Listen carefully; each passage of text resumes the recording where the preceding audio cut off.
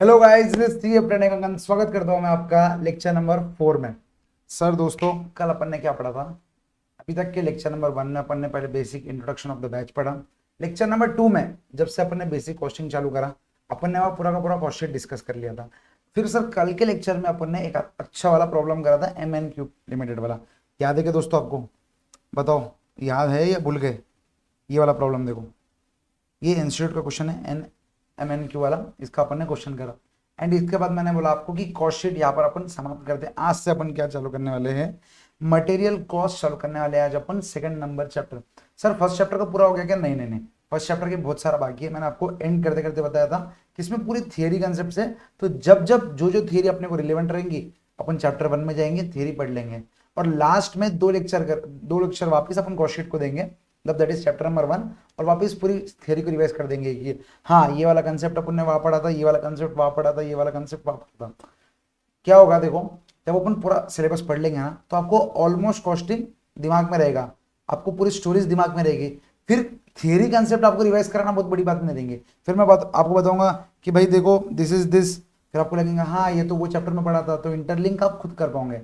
अभी मैं बताऊंगा ऐसा कि ये जो कॉस्ट अकाउंटिंग है या कोई सब्जेक्ट, कोई वर्ड है, मान लो ओवरहेड। ओवरहेड अपन ऐसा पढ़ने वाले हैं, ओवरहेड में ये रहता, तो आपको अभी दिमाग में जाएगा नहीं। हाँ पढ़ने वाले हैं ना, ठीक है, देख लेंगे देख लेंगे, आपका कैजुअल एटीट्यूड आ जाता ऑब्वियसली, क्योंकि अपने को अपने दिमाग में वो पिक्चर ही नहीं है, तो अपन कैसे उसको इमेजिन कर पाएंगे? बिल्कुल नहीं। तो मैं ये क्या बोल रहा हूँ कि अपन पहले ओवरहेड पढ़ेंगे, बाद में थियरी आके पढ़ेंगे।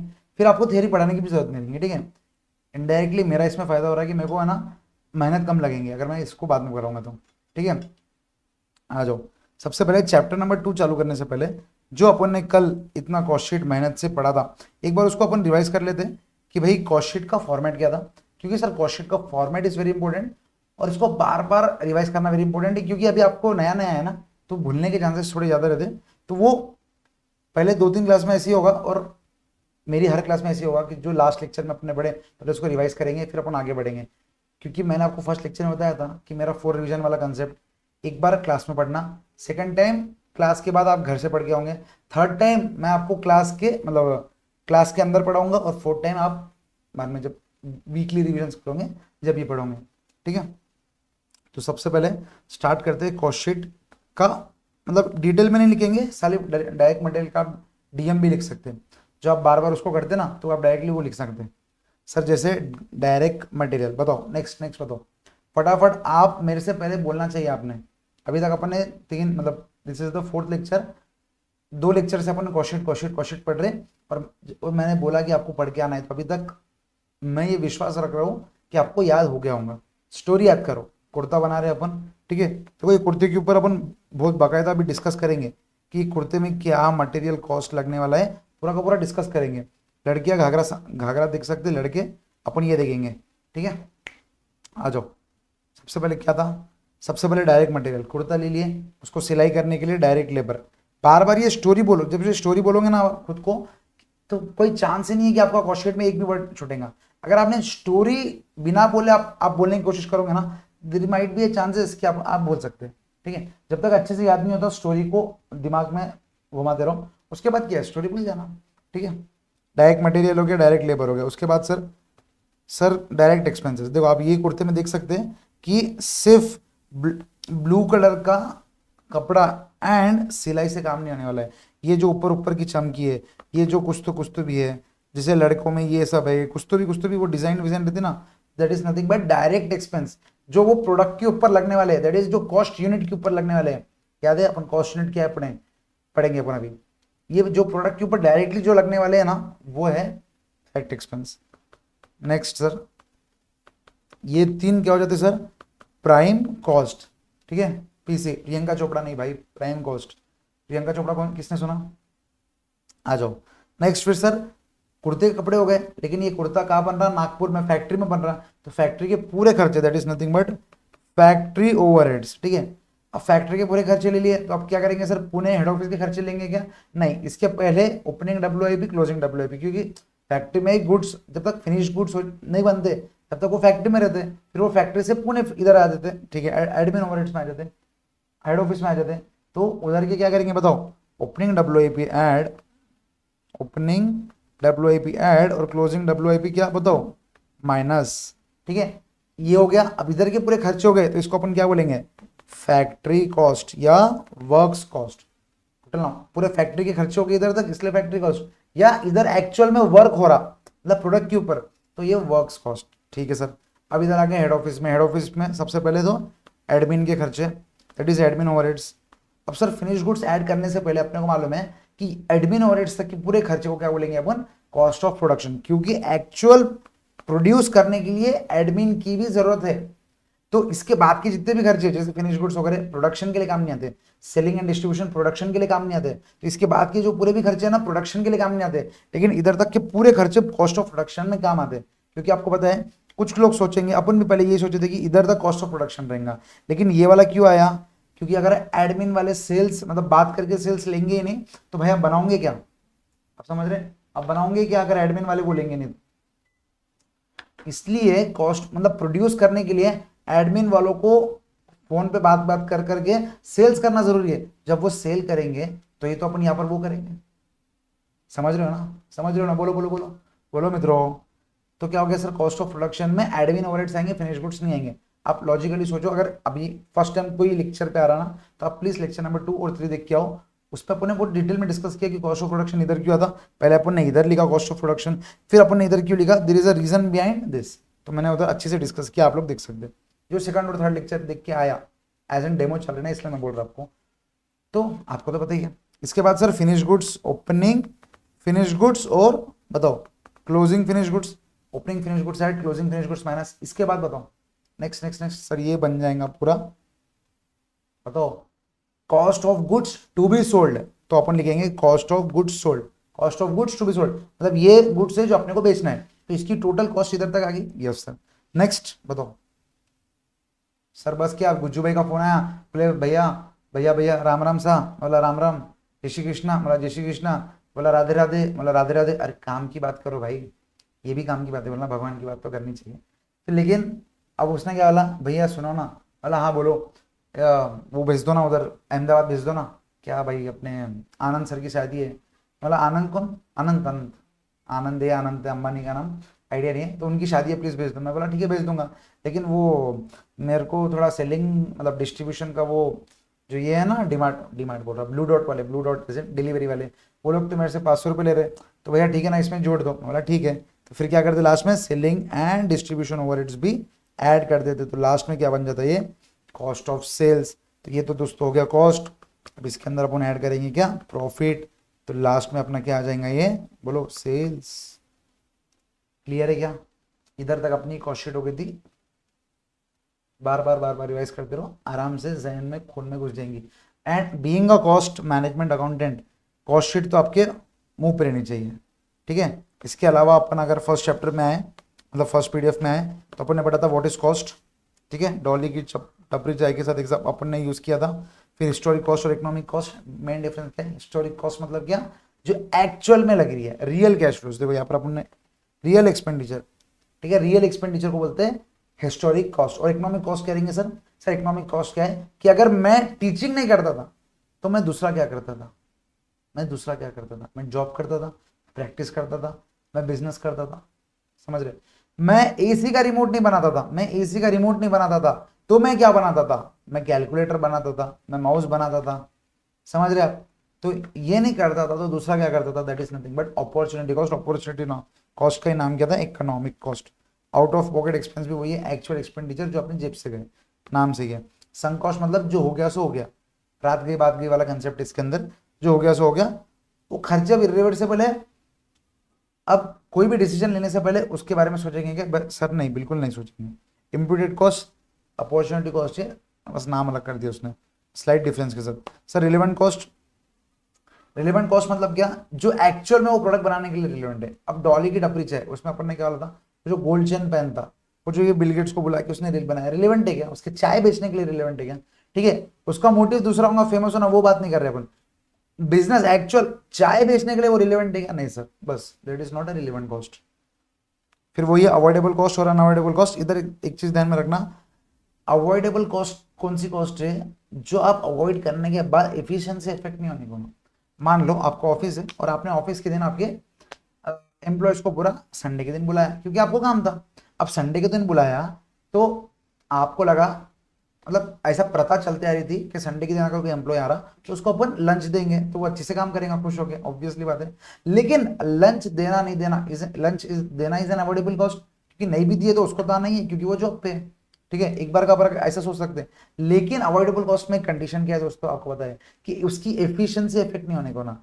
मान लो अपन लंच नहीं दे रहे, ठीक है, this can be an avoidable cost, sorry this can be an avoidable cost, लेकिन उसके वजह से जो एम्प्लॉयज की एफिशिएंसी उसके ऊपर इफेक्ट गिरेगा। So hence this is not an avoidable cost, this is an unavoidable cost. Next, अब यहाँ पर ये रूम में जहां से मैं आपको पढ़ा रहा हूँ यहाँ पर एसी है, ठीक है, एसी नहीं भी रहेंगी फैन भी रहेंगे तो हो जाएगा। लेकिन आप समझो, फैन रहेंगी आपको आवाज में डिस्टर्ब होगा, सेकंड फैन रहेगा मेरे को थोड़ा खिचखिच होगा, तो मैं आपको एफिशिएंट रह पाऊंगा क्या मैं आपके थ्रू, आपके प्रति? नहीं सर, थोड़ा बहुत है ना, थोड़ा बहुत तो कहना कहीं गड़बड़ हो जाएंगी। तो फिर AC is an unavoidable cost. हाँ, लेकिन अभी अपन अपना बर्थडे है, ठीक है भाई, दोस्तों को पार्टी दे रहे बात अलग है, मतलब जिसको आपको पटाना है, ठीक है, आप उसको पार्टी दे रहे बात अलग है, लेकिन जिसको आपको पटाना है उसके दोस्तों को भी पार्टी में बुला रहे, अवॉइडेबल कॉस्ट। ठीक है, तो अवॉइड करना ऐसे खर्चे, अभी तुम छोटे हो, कॉस्ट के ऊपर ध्यान रहो, और कॉस्ट अकाउंटेंट बनने वाले हो तो फालतू खर्चे करना ही मत। Next, controllable non controllable, similar example के साथ अपन ने डिस्कस किया था।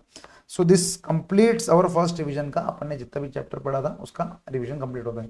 अब अपन चलते हैं chapter number 2, that is material cost.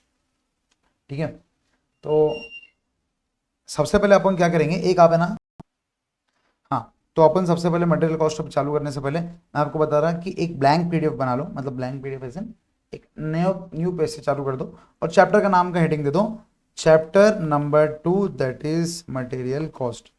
ठीक है, थोड़ा सजा के लिख लो क्योंकि आपको ये चैप्टर से 7 मार्क मिलने वाले, 7 मार्क मिलने वाले सर, 7 मार्क सर, कंपलसरी थोड़ी है 7 मार्क, एम्प्लॉय भी तो आ सकता। जी हाँ, लेकिन अभी लास्ट स्टेप में एम्प्लॉय आ चुका है तो मैं एक्सपेक्ट कर रहा कि मटेरियल कॉस्ट आ सकता। ठीक है, सबसे पहले यहाँ पर लिख लो वेटेज,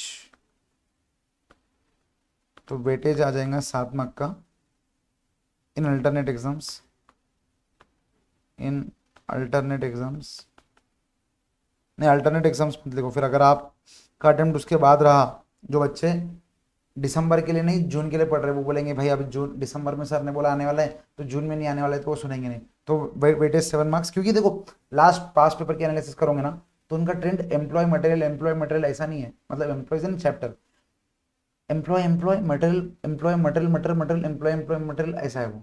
तो वो कभी भी कोई भी सीक्वेंस में एक तो देखो देंगे दो में से एक, मटेरियल या एम्प्लॉय, तो वो कोई भी दे सकते हैं। मटेरियल देने के बाद भी सेकंड मतलब नेक्स्ट एग्जाम में भी मटेरियल दे सकते हैं, तो अपने को अच्छे से पढ़ना है। ये हो गया मटेरियल प्लस 2 मार्क का एक एमसीक्यू आ सकता है, तो लगभग 9 मार्क का एक चैप्टर बनता है दोस्तों, तो अपने को अच्छे से इसको पढ़ना है। एंड आपको बता रहा not more than 6 to 7 concept जिसमें आपको मतलब आपको थोड़ा बहुत दिमाग लगाना है, और बाकी वो दिमाग भी मैं आपको ऐसा बोल दूंगा ब्रशअप कर दूंगा, ब्रशअप एज इन साफ कर दूंगा, दिमाग साफ नहीं करूंगा, मतलब जो आपका दिमाग में जो कचरा है ना वो साफ कर दूंगा और आपको कंसेप्ट अच्छे से याद हो जाएंगे। ठीक है, आ जाओ चालू करते हैं बिना किसी देरी के। सबसे पहले सर मटेरियल कॉस्ट इंपॉर्टेंट क्यों है, आपको बता रहा कि अगर आपको कुर्ता बनाना है, मान लो कुर्ता बनाना है, सर किधर गया kurta, this is our kurta, आपको ये कुर्ता बनाना है। लड़कियां आप लोग है ना, गर्ल्स आप लोग है ना, ये बारे में सोचना, मैं जब भी इसके बारे में बात करूंगा आप लोग इसके बारे में सोचना। ठीक है, अब देखो एक मैं बात बताऊं, मुझे मेरी कुर्ते की फैक्ट्री है, मेरी जब कुर्ते की फैक्ट्री है तो सबसे मेन एक्सपेंस मेरा क्या रहेगा, सबसे मेन, मतलब भाई इसके अलावा तो मैं मतलब चालू ही नहीं कर सकता sir, obviously that is material, क्योंकि मटेरियल के बिना चालू नहीं कर सकते। कुछ लोग बोलेंगे नहीं सर फैक्ट्री का रेंट भी तो इंपॉर्टेंट है, फैक्ट्री के बिना कैसे चालू करेंगे? अरे मैं एक बार का इनिशियली मैं मेरे घर के टेरेस के ऊपर भी बना सकता, लेकिन घर पे टेरेस के ऊपर भी कुर्ता बनाने के लिए सबसे इंपॉर्टेंट क्या है, मटेरियल लगेगा ना। एक बार का लेबर भी इंपॉर्टेंट नहीं है, मैं खुद ही कर लूंगा। स्टार्टिंग में क्या होता है, कोई भी बिजनेस में क्या होता है, स्टार्टिंग में खुद ओनर काम करता है, ओनर काम करता है, फिर धीरे धीरे वो टीम बढ़ाता है। ओनर भी जब काम कर रहा या उसकी टीम भी काम कर रही तो सबसे मेन इंपॉर्टेंट क्या है sir, material is the most important element.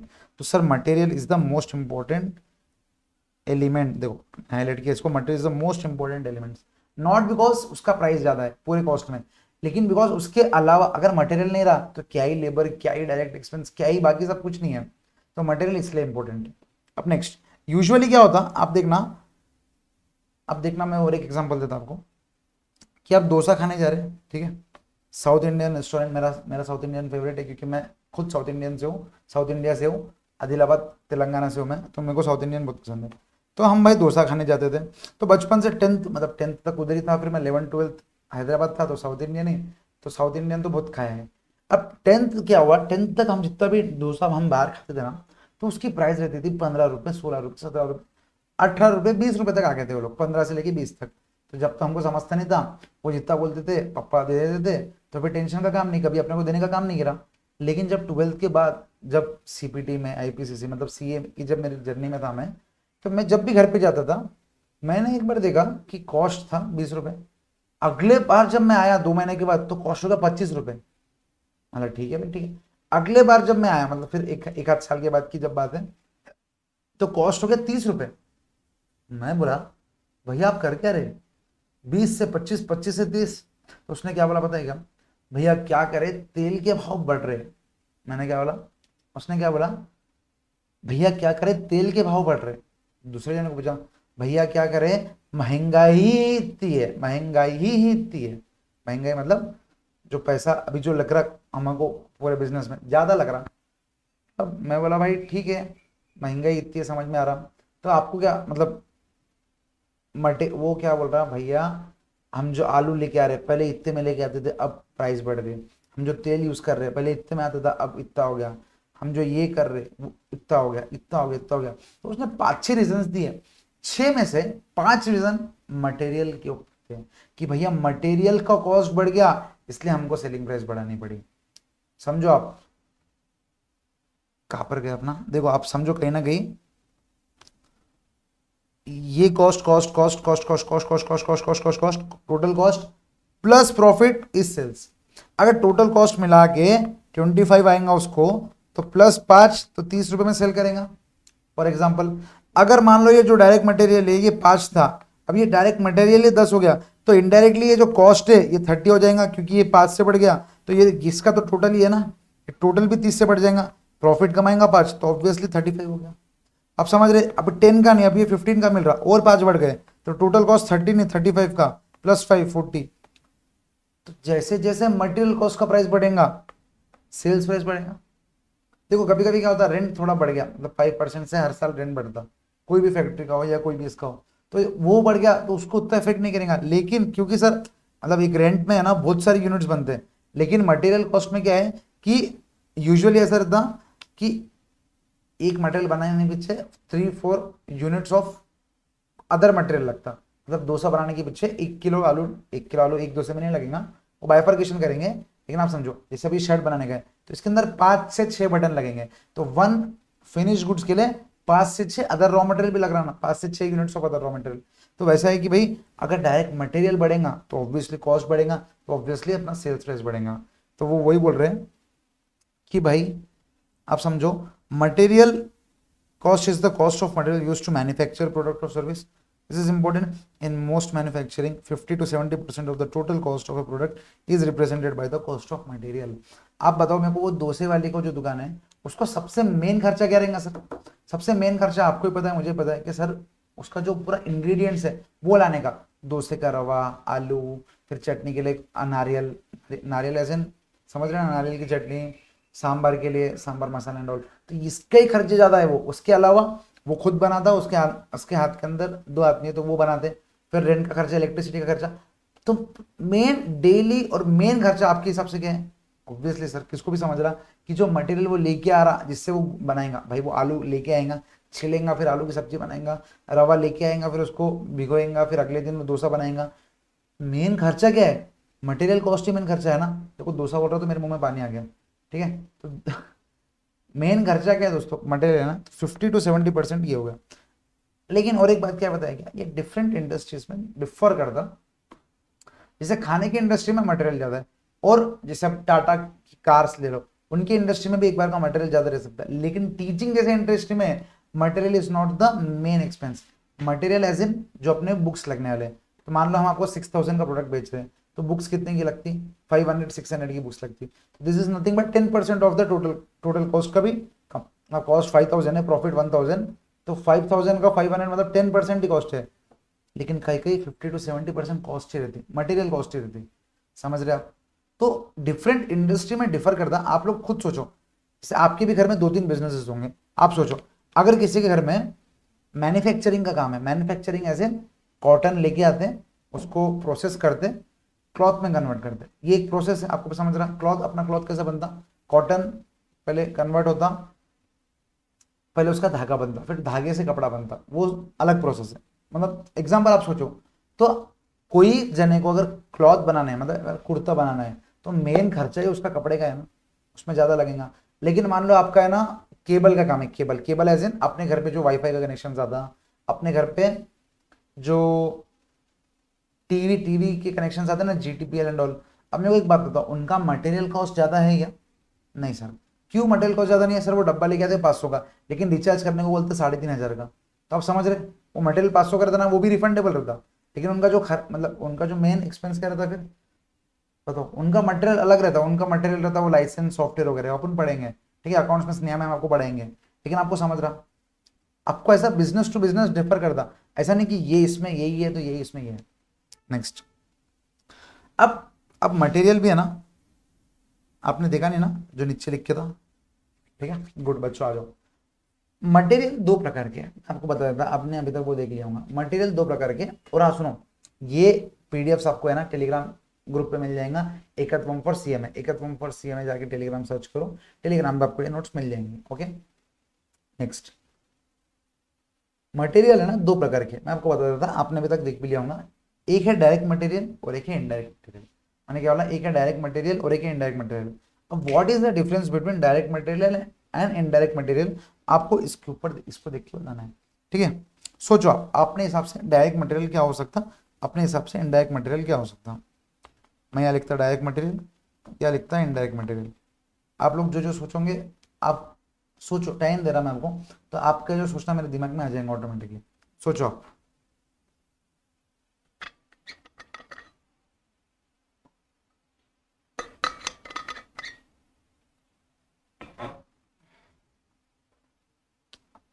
Sir ये जो कपड़ा लग रहा, सर ये जो क्लॉथ है, cloth is a direct material, ठीक है सर। इसके अलावा एक बार का ये भी बोल सकते हैं, ये जो डिजाइनिंग वाले आर्ट आर्टिकल्स बोल सकते हैं, या पार्टिकल्स बोल सकते हैं, जो भी है, फॉर डिजाइनिंग, डिजाइन लिख देता हूँ मैं, डिजाइनिंग फॉर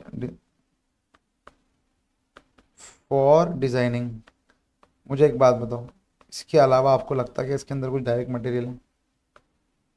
नहीं सर, इसके अलावा तो कुछ नहीं लगता। बॉयज आप सोचो, भाई जो अपन पैजामा लगाते हैं उसके लिए वो जो वो रोप रहती ना, रोप जिससे अपन बंद करते हैं, कोई कोई जगह पे बटन रहता, ठीक है, समझ रहे हो ना मैं क्या बोल रहा? तो वो वाला, मतलब बटन्स बोल सकते हैं, और उसको हम तो भाई हिंदी में नाड़ा बोलते हैं। अब आप लोग क्या बोलते हैं सोचो। इसके अलावा बताओ आप, इसके अलावा कुछ लगेगा क्या डायरेक्ट मटेरियल? बताओ बताओ बताओ, मटेरियल कुछ लगेगा क्या? डायरेक्ट छोड़ दो, इसके अलावा मटेरियल कुछ लगेगा क्या? आप इसमें मुझे बताओ कि मटेरियल क्या लगेगा, उसके बाद फिर अपन डायरेक्ट मटेरियल में जाएंगे या इनडायरेक्ट मटेरियल में जाएंगे, अपन डिस्कस करेंगे। सर इसके अलावा कुछ लगेगा क्या? अब मैं आपको बताता, अब कभी है ना, कभी कपड़ा पुराना पुराना हो जाएगा ना कोई कपड़ा, तो आपको समझेगा कि अरे इधर से ना वो धागा निकल रहा, इधर से धागा निकल रहा, तो आप समझ लो सिलाई के लिए भाई वो दो कपड़े को जोड़ेगा कैसे? धागे के थ्रू जोड़ेगा, धागे के थ्रू। आपको समझ रहा, आप कभी ने आपने कभी सिलाई देखी है तो आपको याद होगा कि भाई कोई दो कपड़े को जोड़ते कैसे ये लोग, या उसको कट पिट करके वो लोग को अटैच कैसे करते हैं। अपन स्कूल का यूनिफॉर्म भी बनाने जाते थे, तो अपन अपना साइज दे देते थे और अपना कपड़ा दे देते थे, तो वो लोग जब जोड़ते तो वो लोग धागा भी यूज करते, याद है क्या? वो धागा यूज करते थे। अब मेरे को एक बात बताओ, धागा आपको तो दिखा नहीं, लेकिन वो एज अ मटेरियल यूज तो हुआ इसके अंदर, समझ रहे हो आप? तो मैं क्या बोलना चाह रहा कि धागा जो अपने इसमें यूज किया, धागा जो अपने इसमें यूज किया आपको दिख नहीं रहा, लेकिन यूज तो हुआ ना भाई, मटेरियल तो है ना वो भी धागा, समझ रहे आप? याद आ रहा है आपको? ठीक है, नेक्स्ट, फर्नीचर, फर्नीचर का एग्जांपल लो। फर्नीचर अपने घर में बहुत बड़ा फर्नीचर है, अपन ने मंगाया सोफा, ठीक है। आपको फर्नीचर को देख के क्या लग रहा है कि भाई इसके अंदर डायरेक्ट मटेरियल क्या हो सकता, मतलब मटेरियल क्या हो सकता है, आप वो सोचो, सिर्फ मटेरियल क्या हो सकता है वो सोचो।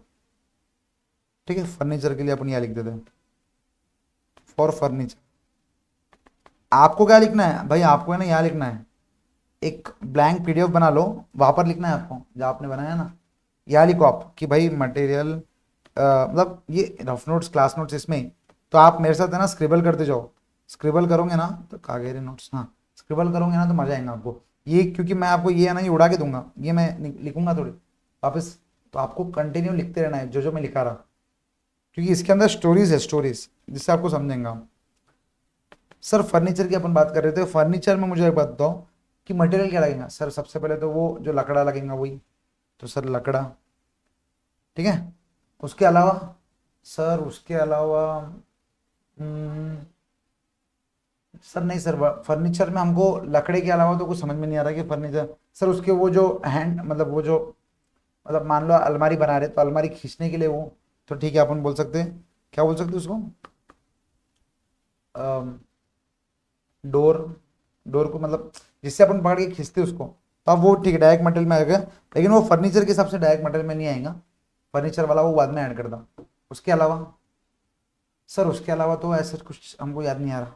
अब मेरे को एक बात बताओ, फर्नीचर को ज्वाइन करने के लिए वो लोग फेविकॉल यूज करते हैं, फेविकॉल। भाई कोई भी तो फर्नीचर को आप ऐसा तोड़ के देखोगे ना कहीं वो जुड़ा कैसा है, एक तो दो चीजों से जुड़ा है, एक तो नेल्स, नेल्स से जुड़ा है, वो नेल्स एज इन अपने वाले नहीं, वो जो खिल्ले खिल्ले खिल्ले से जुड़ा है, नहीं तो फेविकॉल से जुड़ा है, ये दो में से एक। तो मतलब ये दो भी क्या है दोस्तों, डायरेक्ट मटेरियल है ना, आप समझो डायरेक्ट मटेरियल है ना। There is a difference between materials, that is direct material and indirect material.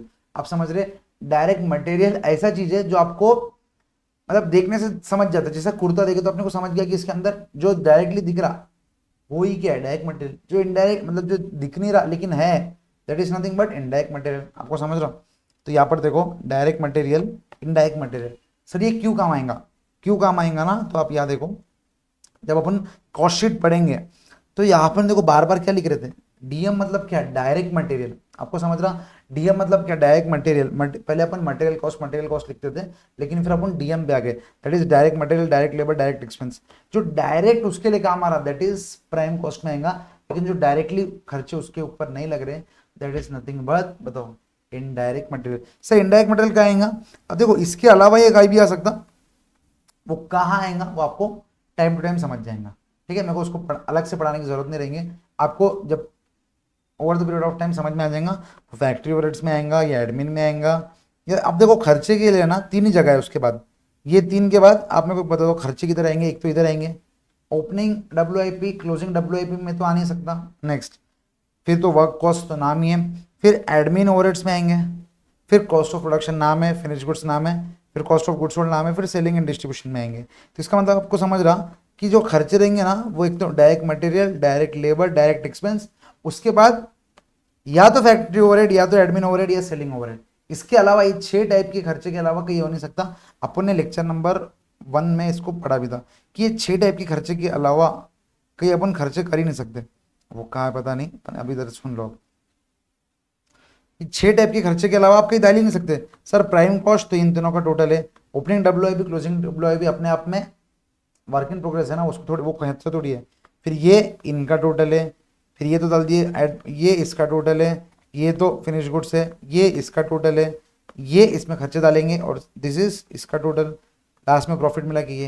इसका मतलब आप समझ रहे, एक तो डायरेक्ट मटेरियल, लेबर, बताओ एक्सपेंस, उसके अलावा fixed overhead, factory overhead, admin overhead and selling and distribution overhead. अब मुझे एक बात बताओ ईमानदारी से, आप खुद सोच के बताओ, अपन अब खुद ही सोच लो आप, जो वो धागा यूज किया अपन ने कुर्ते में, इधर तो नहीं आएगा क्योंकि डायरेक्ट डायरेक्ट डायरेक्ट है। तो अब 3 चांसेस बचे आपके पास, factory overhead, admin overhead, selling and distribution overhead.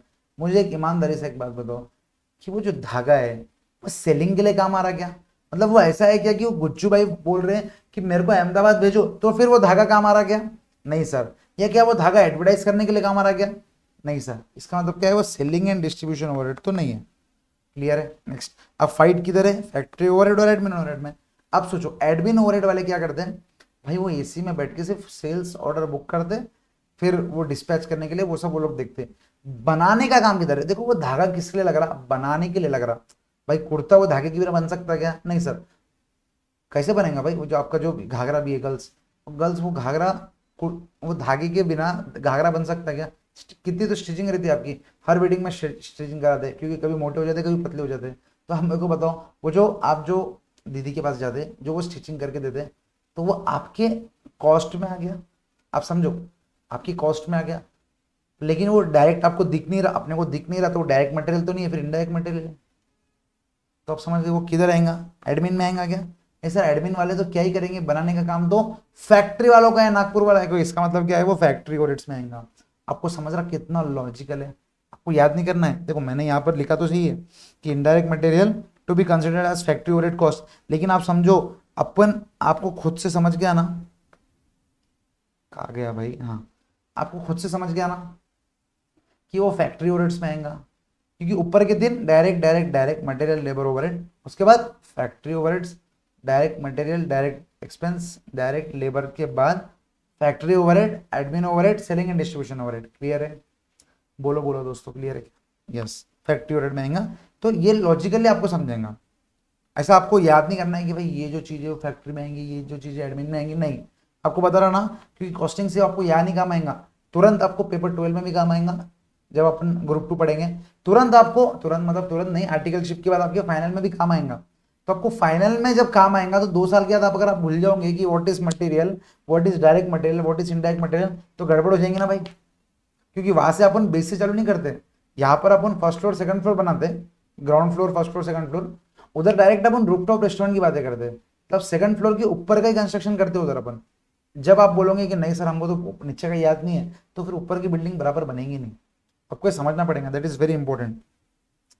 तो अभी आपको ये तो समझ गया कि material cost includes direct material and indirect material.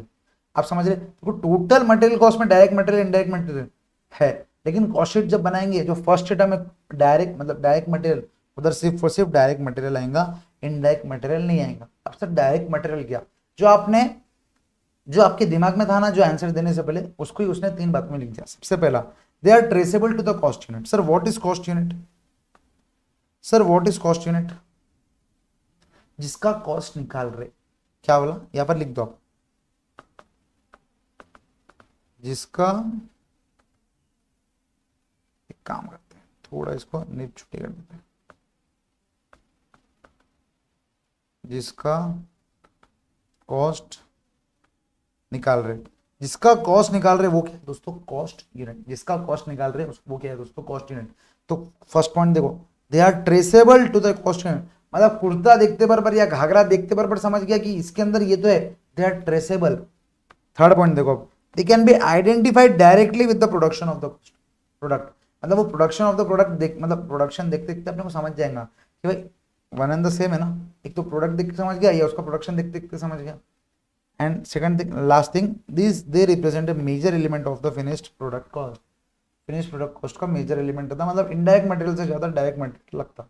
ठीक है, अगर आपका समझो कोई खर्चा बहुत बड़ा है तो वो डायरेक्ट रहेगा, कोई खर्चा बहुत ही छोटा है लेकिन खर्चा तो है, 1 रुपया भी नहीं छोड़ते अपन यहाँ पर, पॉइंट पैसा भी नहीं छोड़ते, तो आप समझो that is nothing but indirect cost. अगर मैं आपको एग्जांपल दूं फर्नीचर का, ठीक है, एकत्वम के पूरे टीचर्स ने सोचा कि भाई एक अपन क्या करेंगे, बंगलो बनाएंगे, सबका अलग अलग, 5 बंगलो अलग अलग। ठीक है, मैं, Vijay sir, Karan sir, Sneha ma'am and अपने साथी सर, तो हमने 5 बंगलो बनाने का सोचा। अब 5 बंगलों में हमने फर्नीचर वाले को बुलाया, अला भाई इधर आ जा, तू टोटल फर्नीचर की बात होगी। टोटल उसको कैसा लगा कि भाई एक घर में 2-2 लाख का फर्नीचर बनेगा। बोला ठीक है बना लेंगे सर। अब जब 2-2 लाख का फर्नीचर बना तो वो क्या करा, पहले मार्केट में गया लकड़ा लेके आने के लिए, उसके तो बनाएगा, उसके बाद उसने फेविकॉल लेके आया, उसने लेबर वगैरह लेके आया, वो बात अलग है, अपन मटेरियल की बात कर रहे हैं। उसने लकड़ा लेके आया, उसने फेविकॉल लेके आया, उसके लिए नेल्स लेके आया। मेरे को एक बात बताओ, वो जो, अब ऑब्वियसली मेरे घर पे फर्नीचर अलग बनेगा मेरी वाली के हिसाब से, मतलब मेरी शादी नहीं हुई है, मैं बता रहा आपको, मेरी वाली मतलब मेरी मम्मी के हिसाब से, आप क्या समझ रहे थे नालायक को, मेरे मम्मी के हिसाब से, अब विजय सर के हिसाब से, फिर विजय सर के घर में अलग बनेगा, स्नेहा मैम के घर में अलग बनेगा, सतीश सर के घर में अलग और करण सर के घर में अलग। आप समझो मेरे घर पे मेरे को हर जगह फर्नीचर कराना है, लेकिन सतीश सर बोलते नहीं मेरे को तो सिर्फ हॉल में चाहिए, मेरे को मेरे रूम में फर्नीचर नहीं चाहिए। विजय सर बोलते हैं मुझे हॉल में चाहिए, किचन में चाहिए, इसमें चाहिए। स्नेहा मैम बोलते हैं मुझे भी पूरे घर में चाहिए, मुझे तो एक्स्ट्रा भी चाहिए, जो टेरिस है ना उसके ऊपर भी फर्नीचर बना दो। हाँ, अब करण सर भी बोलते हैं ऐसा कुछ तो नहीं। अब मेरे को एक बात बताओ, रिक्वायरमेंट ऑफ फर्नीचर अलग अलग है। तो वो जो 20 लाख का उन्होंने फर्नीचर लाया, फॉर एग्जांपल मार्केट से 20 लाख का चाइना से परचेस करके लाया, वो चाइना नहीं sir, Japan, Japan, China is not a good country, ठीक है, जापान से वो फर्नीचर परचेस करके लाया और वो बोले कि भाई 20 लाख में पांचों को फर्नीचर चाहिए। तो मेरे को एक बात बताओ, लॉजिकली वो मेरे को 20 लाख का अगर करेंगे डिवाइड बाई 5 तो 4 लाख आ जाएगा, कॉस्ट था 2 लाख। तो ये फर्नीचर वाले ऐसे ही करते, बोलते पहले कि भैया 20,000 में काम हो जाएगा, करते करते बाद में 40,000 हो जाता, डबल हो जाता। तो वैसे ही अपने साथ हो गया कि उसने जो 20 लाख का माल लाया, समझो समझो गाइस गाइस फोकस, 20 लाख का उसने माल लाया, अब वही उसमें उसका प्रॉफिट है समझो, क्योंकि उधर से वो कमीशन खा रहा। तो 20 लाख का माल और फिर ऊपर उसका मजदूरी समझ लो 1 लाख, तो मान लो 21 लाख रुपीज का उसका टोटल कॉस्ट आया। मुझे एक बात बताओ, वो मेरे से मतलब हम पांचों से क्या बेसिस पे चार्ज करेगा? पैसा बोलेगा क्या सर, क्या है सर इतना दिमाग कौन लगाएंगे, 21 लैक्स डिवाइड बाई 5 कर दो, 4,20,000 पर मेंबर दे दो मुझे। तो मैं बोला ठीक है भाई, मैं तो निकाल के दे दिया 4,20,000। लेकिन सतीश सर बोले कि भाई सुन एक मिनट, मेरे घर पे सिर्फ अपन ने हॉल में फर्नीचर किया, उसका भी 4,20,000, प्रणय सर के घर में आपने पूरा किया, विजय सर के घर में पूरा, स्नेहा मैम के घर में पूरा, थोड़ा बहुत कम ज्यादा, तो फिर मेरे से ज्यादा क्यों चार्ज कर रहे हो? फिर उसको ध्यान में आया कि नहीं भाई ऐसा अपन चार्ज नहीं कर सकते, आपको भी समझ रहा ना। फर्नीचर वाला थोड़ा बह गया था, उसको कॉस्टिंग जमती नहीं, उसने क्या किया था, सही टाइम पे मेरे से क्लास नहीं लिया था। तो आप समझो, आप तो ले रहे ना, तो आपको समझ जाएंगे। तो फिर उसको दिमाग में आया कि भाई एक काम करता है, जितना मटेरियल इधर यूज कर रहा है, इधर यूज कर रहा है, इधर यूज कर रहा है, इधर यूज कर रहा, उस हिसाब से बाइफरकेट कर देता। तो उसने जो 20 लाख का मटेरियल लाया था, 1 लाख रुपए बाद में फिर छोड़ दो, 20 लाख का मटेरियल लाया था, तो मेरे घर पे 5 लाख का लगा, विजय सर के घर पे 5 लाख का, सतीश सर के घर पे 1 लाख का, स्नेहा मैम के घर पे 5 लाख का, ऐसा मिला के कितने हो गए ये 16, और बाकी के 4 लाख करण सर के घर पे। तो ऐसा लगा। तो आप मेरे को एक बात बताओ, ये लॉजिकल वे है कॉस्ट चार्ज करने का? आप समझो, वो अगर एक साथ चार्ज कर देंगे तो सतीश सर तो देंगे नहीं ना, बोलेंगे भाई मेरे घर पे बनाया है तूने एक कमरे का, तो मैं तेको 4 लाख रुपए क्यों दो, जबकि तूने सबके घर में बाकी फुल फुल फर्नीचर बनाया। तो मैंने बोला यार बात तो सही है, बात तो बंदा लॉजिकल कर रहा। बस ऐसी ही उनकी भी लॉजिकल बातें रहती पूरे लॉ पढ़ते समय, आप उनकी भी डेमो लेक्चर देखना, आपको मजा आ जाएगा। जब जाके उसको लगा कि नहीं भाई ठीक है, बाइफर्केशन करना चाहिए, इस हिसाब से लेना चाहिए। अब क्या हो गया, उसका जो 1 लाख का जो खर्चा था ना, उसमें से 5,000 का फेविकॉल था, फेविकॉल, और 5,000 मतलब 2,000 के नेल्स थे, खिल्ले। वो बोला भैया जब से लखड़ा मैंने डिवाइड किया, फेविकॉल भी डिवाइड करता, कि प्रणय सर के घर पे कितना फेविकॉल यूज किया, इधर कितना फेविकॉल यूज किया। आप समझो लॉजिकली लकड़ा इज अ मेजर कॉस्ट, उसको डिवाइड करना सही भी है। फेविकॉल 5,000 का कॉस्ट 20 लाख में से, आपको एक बात बताओ वो करना सही है क्या? नहीं सर करना चाहिए, गलत बात, करना चाहिए। लेकिन यहां पर आप एक बात लिख सकते हैं जो आपने निकाला, या फर्स्ट फर्स्ट चैप्टर के एंड में लिख दो, क्योंकि वो फर्स्ट चैप्टर की रिलेटेड ही बात है, अपन जो बाद में पढ़ने वाले हैं। यहाँ पर अच्छे से बड़े बड़े अक्षर में लिख दो, costing itself is very costly, costing itself is very costly. Sir इसका मतलब क्या है कि मेरे को एक बात बताओ, उसको बाइफर्केशन करने के लिए पूरा दिमाग लगाना पड़ेगा, मेरे को उसको दिमाग लगाना पड़ेगा कि प्रणय सर के घर पे कितना फेविकॉल यूज किया, 1 लीटर में से 0.356 उनके घर में यूज हुआ, 0.441 विजय सर के उसमें यूज किया। मेरे को एक बात बताओ, वो उसको दूसरा काम नहीं है क्या ये सब काम करेगा? तो वो क्या करेगा, किसी बंदे को हायर करेगा। अब इतना छोटे खर्चे के लिए हायर करना, ज्यादा कॉस्ट लगाना पड़ेगा क्या उसको? खुद सोचो, आप आपका खुद का बिजनेस है, समझ के चलो, आपके बिजनेस में आप इतने छोटे खर्चे को बाइफर्केशन करने के लिए हाथ में रखोगे क्या? सर उसको बाइफर्केशन करके भी इतना कुछ सीन नहीं है, क्या ही कर लूंगा मैं, 500 रुपये कम ज्यादा इनके उनसे लेने गए, इससे अच्छा। इसलिए बोलते हैं कि जो डायरेक्ट मटेरियल है ना, जो डायरेक्ट मटेरियल का कॉस्ट है वो ही अपन क्या कर सकते हैं, बाइफर्केशन कर सकते हैं। लेकिन जो इनडायरेक्ट मटेरियल का कॉस्ट है वो करना भी नहीं चाहिए, और वो कर भी नहीं सकते। वो करने जाओगे ना, कर तो लोगे, लेकिन उसके लिए आप जो बंदों को हायर करोगे उनकी सैलरी ज्यादा रहेंगी, रेदर देन जिसका जितना आप वो बाइफर्केशन करके एनालिसिस करने वाले थे। ठीक है, जितना बाइफर्केशन करके अपन एनालिसिस करने वाले थे, उससे ज्यादा कॉस्ट वो बंदे की रहेंगी जो आप एनालिसिस करके देंगे।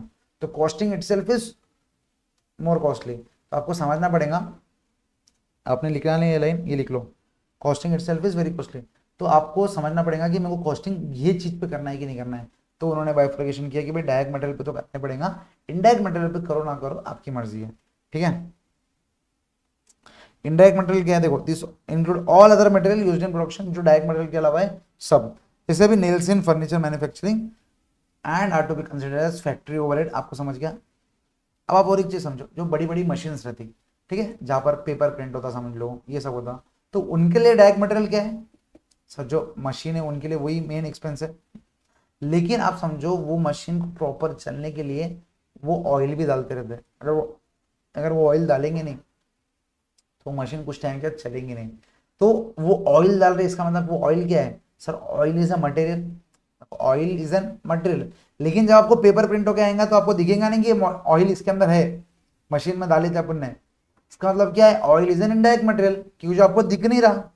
डायरेक्ट मटेरियल क्या है, जो अपन ट्रेस कर सकते हैं कॉस्ट यूनिट को देख के, दैट इज ट्रेसेबल। लेकिन इनडायरेक्ट मटेरियल क्या है, that is not traceable. Clear है दोस्तों, बस नेक्स्ट लाइन पढ़ो। CS6 sir, what is CS6? Cost accounting standards, I think you remember cost accounting number 6। Sir ये नंबर याद करना पड़ेगा क्या? याद हो जाएंगे automatically.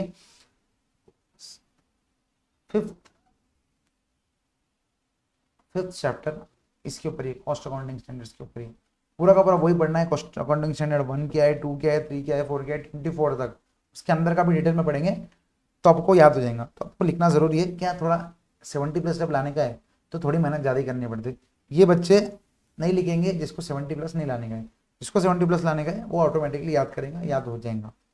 CS6 defines indirect material as materials the cost of which cannot be directly attributed to the particular cost object। आप समझो एक कुर्ता बनाने के लिए कितना धागा लग रहा है, अपन कैसे सोचेंगे भाई, धागा रहता ही वो 1 रुपए का रहता मेरे हिसाब से, 1 या 5 रुपए का रहता।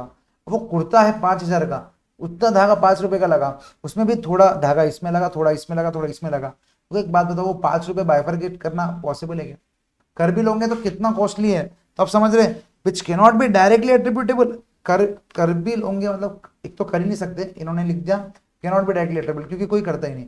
अब जैसा मशीन है, उसके ऊपर 10 पेपर निकल रहे, उसके लिए इतना तेल लगा, उसका ऑयल लगा, 10 दिन तेल निकल रहे, 10 दिन पेपर निकल रहे, उसके लिए समझ लो 1 लीटर का, 1 लीटर की बोतल है ना, उतना ऑयल लगा वो मशीन चलाने को। तो एक बात बताओ, ये ऑयल आया था 200 रुपए का, 10 दिन में उसने 15 लाख का धंधा कर दिया।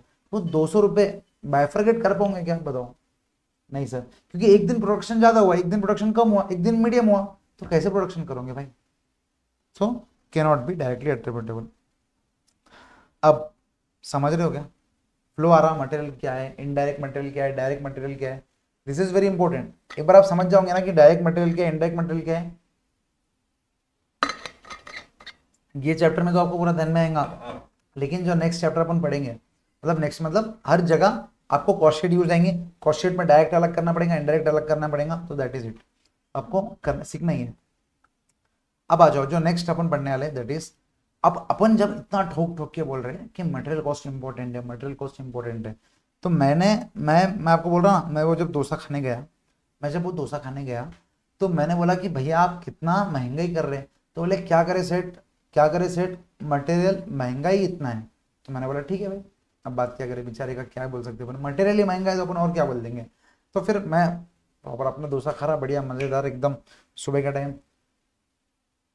मैंने देखा बारिश का सीजन है, मैंने देखा कि उधर बारिश हो रही और उसका जो आलू का बोरा है, उसके आलू की मतलब जो थैली है उसके ऊपर पानी गिर रहा, वो सड़ गया, मतलब वो सड़ जाएगा, वो सड़ जाएगा तो वो एक्स्ट्रा मटेरियल मंगाएगा, वो बोलेगा कि भाई अब एक्स्ट्रा मटेरियल मंगाया मतलब मटेरियल कॉस्ट ज़्यादा लग रहा, कॉस्ट ज़्यादा लग रहा तो प्रॉफिट तो उतना ही लगेगा, फिर अपने सेलिंग प्राइस बढ़ा देंगे। और वो मतलब वो क्या कर रहा, प्रॉपर यूज नहीं कर रहा जो मटेरियल। अरे मेरे भाई, आप जब बोल रहे कि आपका मेन एक्सपेंस, मेजर एक्सपेंस आपके धंधे में मटेरियल है, तो उसको कंट्रोल करना आपकी जिम्मेदारी है या नहीं है, बताओ? कंट्रोल करना आपकी जिम्मेदारी है कि नहीं है? अगर आप कंट्रोल नहीं करोगे ना, एक तो दो चीज होंगे, एक तो आपके प्रॉफिट्स कम हो जाएंगे, वरना कस्टमर को ज्यादा देना पड़ेगा, दो ही होंगे ना चीज। तीसरी चीज क्या हो जाएंगे आप समझो, एक तो क्या हो जाएंगे, प्रॉफिट्स कम हो जाएंगे, नहीं तो दूसरा आप कस्टमर से ज्यादा चार्ज करोगे, कहना कि कस्टमर देगा नहीं क्योंकि उसका कॉम्पिटिटर कम चार्ज कर रहा, फिर आप मार्केट से बाहर हो जाओगे। तो वेरी इंपॉर्टेंट है ईच, मतलब आप समझ रहे कॉस्टिंग, मतलब कॉस्टिंग आप सोच रहे कितना मेन सब्जेक्ट है। आप समझो एक चीज बताता मैं आपको, जैसे एग्जाम्पल लिखते हैं अपन, एग्जाम्पल लिखते हैं अपन। रतन टाटा की एक कार है और एक मान लो कार है कोई कंपनी की जिसका नाम है समझ लो मारुति, एग्जाम्पल ले लो। ठीक है, मेरे को भाई किसी से प्यार नहीं है, कोई मेरे को कमीशन के लिए पैसा नहीं दिया, मैं सिर्फ एग्जाम्पल के लिए आपको बता रहा हूँ। ठीक है, ये बहुत छोटा हो गया फॉन्ट। ठीक है, आप भी लिखते रहो एग्जाम्पल्स वगैरह। जैसे रतन टाटा की एक कार है और एक है मारुति वालों की कार। मेरे को एक बात बताओ, लॉजिकल सी बात है, सेम फीचर्स वाली कोई कार है, सेम फीचर्स वाली कार है, मतलब सेम, मतलब माइलेज भी सेम और माइलेज भी सेम हो गया, बाकी उसका कॉस्ट भी सेम है, उसका एसी भी सेम है, उसका म्यूजिक प्लेयर भी सेम है, सब कुछ सेम है उसका, सब कुछ मतलब सब कुछ सेम है। मेरे को एक बात बताओ, अगर सब कुछ सेम है और वहाँ यहाँ पर कार 8 लाख चार्ज कर रहा और ये 9 लाख चार्ज कर रहा, डिज़ाइन भी सेम है, ठीक है, डिज़ाइन सबसे मेन, मतलब सेम कार, सिर्फ यहाँ पर टाटा का सिंबल है, यहाँ पर मारुति का सिंबल है। मेरे को एक बात बताओ, आप किसका लोगे? सर लॉजिकल बात है, हम कहाँ जाएंगे, टाटा के पास जाएंगे। ठीक है, सेफ्टी भी सेम है, ठीक है, सेफ्टी भी टाटा में होती है, मारुति में होती है। अब मेरे को एक बात बताओ, ये this is nothing but selling price. Selling price कहाँ से आया होगा? सर कॉस्ट वो पूरा निकाले होंगे, this is nothing but cost sheet. Cost sheet से उन्होंने पूरी कॉस्ट निकाली होंगी, direct material, direct labour, factory overhead में आके फाइनल कॉस्ट आया होगा। कॉस्ट में उन्होंने प्रॉफिट ऐड किया होगा, जब जाके सेल्स निकला होगा, that is selling price per unit निकला होगा। समझ रहे? This is selling price per unit, दो में से एक हुआ होगा, मतलब टोटल सेल्स निकल के सेलिंग प्राइस पर यूनिट हो गया। अब आप एक समझो, इधर 8 लाख इधर 9 लाख, डिफरेंस क्या है? मारुति वाले टेंशन में आ गए कि भाई सेम, सब कुछ सेम है, लेकिन इनको 8 लाख में कैसे बन रही फिर ये, मतलब सेलिंग प्राइस 8 लाख है तो ऑब्वियसली देखो प्रॉफिट दोनों का सेम अज्यूम करेंगे कि ये भी 2 लाख कमाना चाहता, ये भी 2 लाख कम कमाना चाहता, तो उनकी टोटल कॉस्ट कितनी होगी? 6 लाख रुपए इसकी। लेकिन ये 9 लाख में बेच रहा, प्रॉफिट 2 लाख है, तो इसकी टोटल कॉस्ट कितनी होगी? 7 लाख। तो मारुति वाले सोचने आ गए कि भाई 6 लाख और 9 लाख ये डिफरेंस क्यों है? मतलब इसको इधर आप इधर ऐसा लिख लो, ये जो प्रॉफिट आपने लिखा 2 लैक्स, 2 लैक्स, तो कॉस्ट कितना है? This is selling price, selling price, cost कितना है बताओ? 6 लाख, कॉस्ट कितना है? 7 लाख। बताओ बताओ बताओ,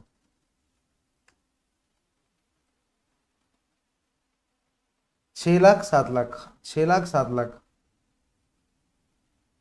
तो मारुति है भाई जापानीज कंपनी में, बस वही देख रहा था, मेरे को लग रहा कोई ओनर का नाम है तो मैं आपको बताता था कि मारुति से जापानीज कंपनी और रतन टाटा। तो अब मारुति वाले सोच रहे कि भाई रतन टाटा सर ऐसा क्या कर रहे जो इनकी कॉस्ट कम लग रही, क्योंकि देखो प्रॉफिट सेम है, 2 लाख 2 लाख, तो 6 लाख का कॉस्ट पे 2 लाख का ये।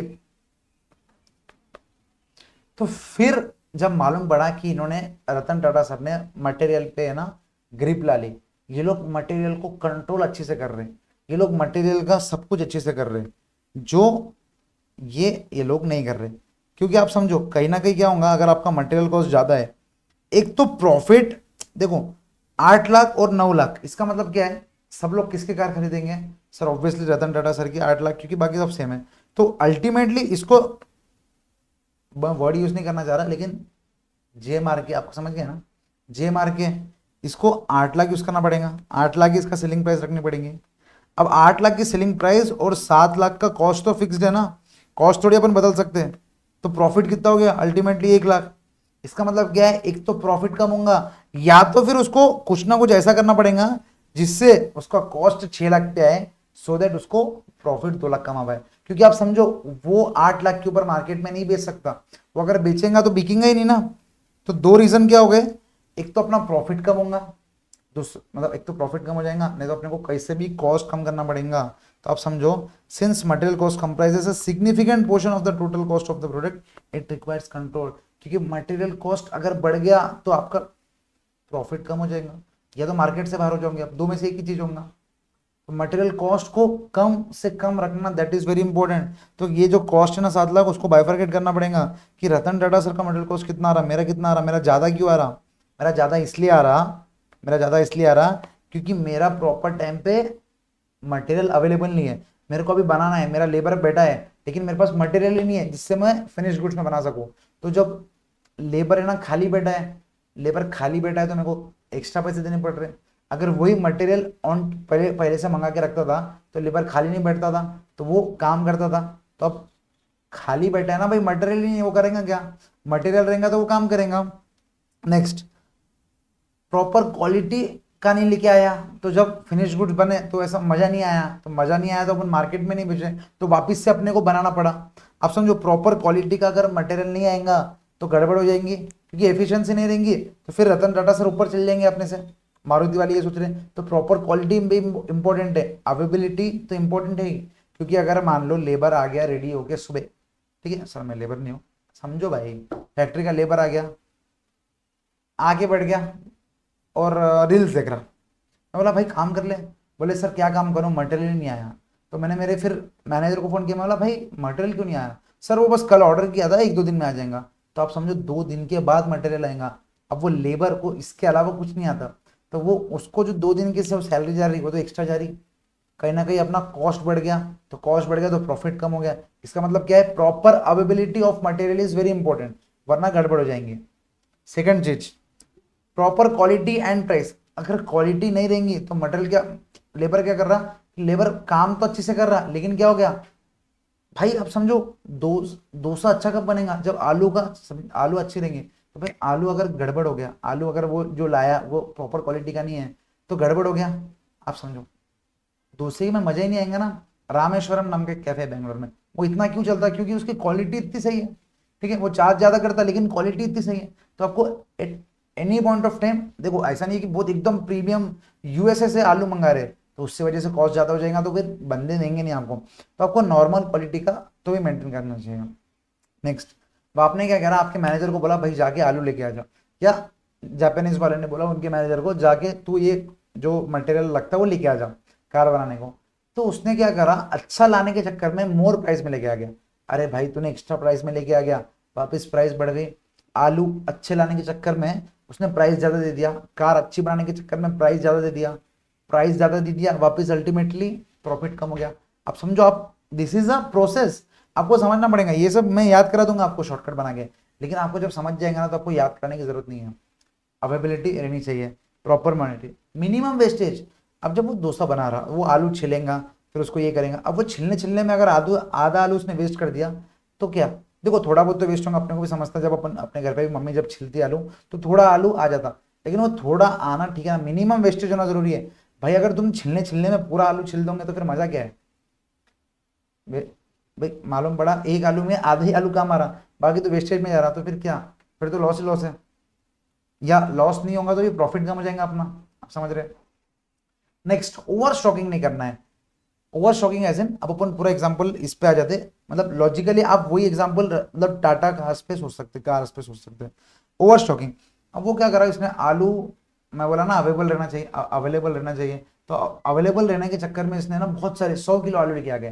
मैं बोला भाई तू 100 किलो आलू लेके आ गया, उसको रखने के लिए भी तो अपने को फिर गोडाउन चाहिए, आप समझ रहे। नहीं नहीं सर अपने घर पे है, नो ओवर स्टॉकिंग, मतलब आप समझो फिर अपने घर पे रख सकते ना, तो आप समझो 1000 किलो लेके आ गया, तो 1000 किलो के लिए तो रेंट लगेगा, उसके अलावा भाई वो खराब भी तो हो जाएंगे ना, ओवर स्टॉक करने से खराब हो जाएंगे ना।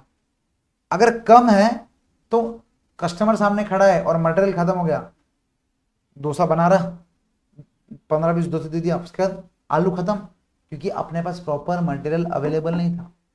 सेकंड, बहुत सारे आलू लेके आ गए तो खराब होने का डर, उसको रखने का cost. Next, information about availability of stock. अरे अपने को दिमाग में हमेशा रहना चाहिए कि भाई कितना मटेरियल है, कितना मटेरियल लगने वाला है, कितना मटेरियल है, कितना मटेरियल लगने वाला है। तो अपने को मालूम है कि भाई थोड़ा ही मटेरियल बाकी है, तो वापस जल्दी ऑर्डर कर दो ना, क्योंकि मालूम है 2 दिन तो आने को लगेंगे। कि मुझे मालूम है कि मेरा स्टॉक जब भी मैं ऑर्डर करता 2 दिन के बाद आता, तो मैं जब भी मेरे मेरे मटेरियल क्वांटिटी 2 दिन का है, मतलब अभी मैंने लेके आया तो अभी 10 दिन चलने वाला है, लेकिन यूज किया अपने को लगा कि भाई इतना जितना मटेरियल ना ये 2 दिन ही चलेगा, तो मेरे को ऑर्डर करना पड़ेगा। तो ये जब जैसे ही खत्म होगा वो आ जाएगा, या उसके पहले ही आ जाएगा। तो आप समझ रहे, प्रोसेस रुकेगा नहीं। नेक्स्ट, और अगर आपको मालूम ही नहीं है कि information about availability of stock अपने पास है ही नहीं, अपन पूरा डोसा बना लिया, फिर अपन गए आलू खत्म, ओ माय गॉड, 2 दिन मतलब 2 घंटे लगेंगे अब जाके बाजार से आलू लेके आने में, तो 2 घंटे के जितने भी आपके कस्टमर थे वो चले गए। वैसे ही कार्स में भी आप सोच सकते हैं, आपने को मालूम है कि दिवाली के टाइम पे, दसरा के टाइम पे लोग कार उठाएंगे, और अगर आप कार लेके ही नहीं रखोगे स्टॉक में तो गड़बड़ हो जाएंगी, या ओवर स्टॉक कर दोगे। आपने 100 कार लेके आ गए लेकिन कार 70 ही गई, तो 30 कार है वो तो दिवाली के बाद तो आउटडेटेड हो जाएंगी ना, क्योंकि जनवरी दिसंबर में नई कार आ जाएंगी। तो आप ना ही ओवर स्टॉक कर सकते ना ही अंडर स्टॉक कर सकते, करेक्ट स्टॉक करना बहुत इंपॉर्टेंट है। ठीक है, next minimum loss during process. वही बात है कि आलू बना रहे ये सब कर रहे तो लॉस कम से कम रहना चाहिए।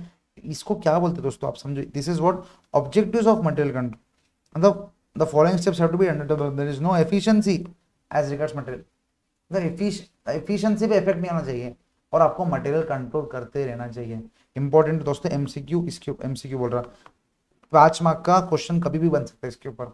ठीक है, मैं अगर आपको लास्ट ईयर का कोई पेपर बताऊँ, लास्ट ईयर का कोई पेपर बताऊँ जो मैंने जो जो जो जो जो जो जो जहाँ पर ये क्वेश्चन आया हुआ है, ठीक है, अभी तो फिलहाल दिख नहीं रहा, एक सेकंड में अगर देखूँ तो दिसंबर 23 के पेपर में था।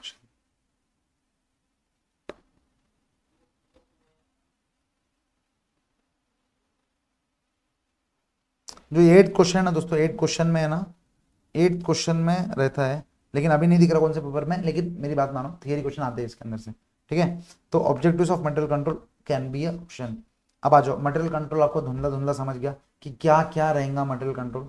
आ जाओ, material control, since material control comprises a significant portion of the total cost, it requires control. The two important aspects of material control to ensure smooth flow of production without interruption. Material आपके पास ऐसा रहना चाहिए कि आपको without interruption आपका flow चलते रहना चाहिए। ऐसा नहीं कि मटेरियल खत्म हो गया, अरे यार मटेरियल खत्म हो गया, अब अपने को, समझ रहे, ऐसा ऐसा क्या, ऐसा नहीं लगना चाहिए कभी भी at any point of time. Next, prevention of excess investments in material stock. Over stocking नहीं करना चाहिए, क्योंकि ओवर स्टॉक करने के लिए भी पैसा तो लगता ही है ना। अब आलू लेके आ रहे तो आलू सस्ता है, लेकिन समझो अपन मटेरियल लेके आ रहे, क्लॉथ लेके आ रहे, क्लॉथ तो महंगा आता ना, तो आपके पैसे कुछ जाएंगे ना, बुझ जाएंगे। ऐसा मतलब पैसे इन्वेस्ट करना पड़ेगा ना अपने को, वो पैसे अभी अगर टाइमली अपन कहीं दूसरी जगह इन्वेस्ट कर सकते थे तो उधर से भी कमा सकते थे। तो ये 2 चीजें ध्यान रखो। और फिर अवेलेबिलिटी, ये सब है। अब अंदर पढ़ोगे ना तो वही जो मैंने हिंदी में पढ़ा है वही है। अब एक बार गो थ्रू कर लेना, ये आपके लिए होमवर्क है, ये पॉइंट्स गो थ्रू कर लेना आप लोग। ठीक है, अब इंपॉर्टेंस क्या है मटेरियल कंट्रोल, मटेरियल कंट्रोल जब से अपन कर रहे हैं इंपॉर्टेंस क्या है, सबसे पहले optimization of material cost. Optimization मतलब क्या, इधर आप लिख सकते हो ऑप्टिमाइजेशन मतलब बेस्ट यूज। तो अगर अपन मटेरियल कंट्रोल करेंगे ना अच्छे से तो directly upon best use of material cost कर पाएंगे।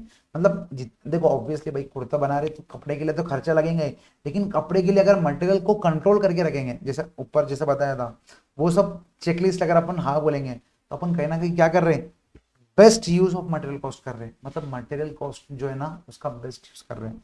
Second, completion of order in time, material control बराबर कर रहे हैं।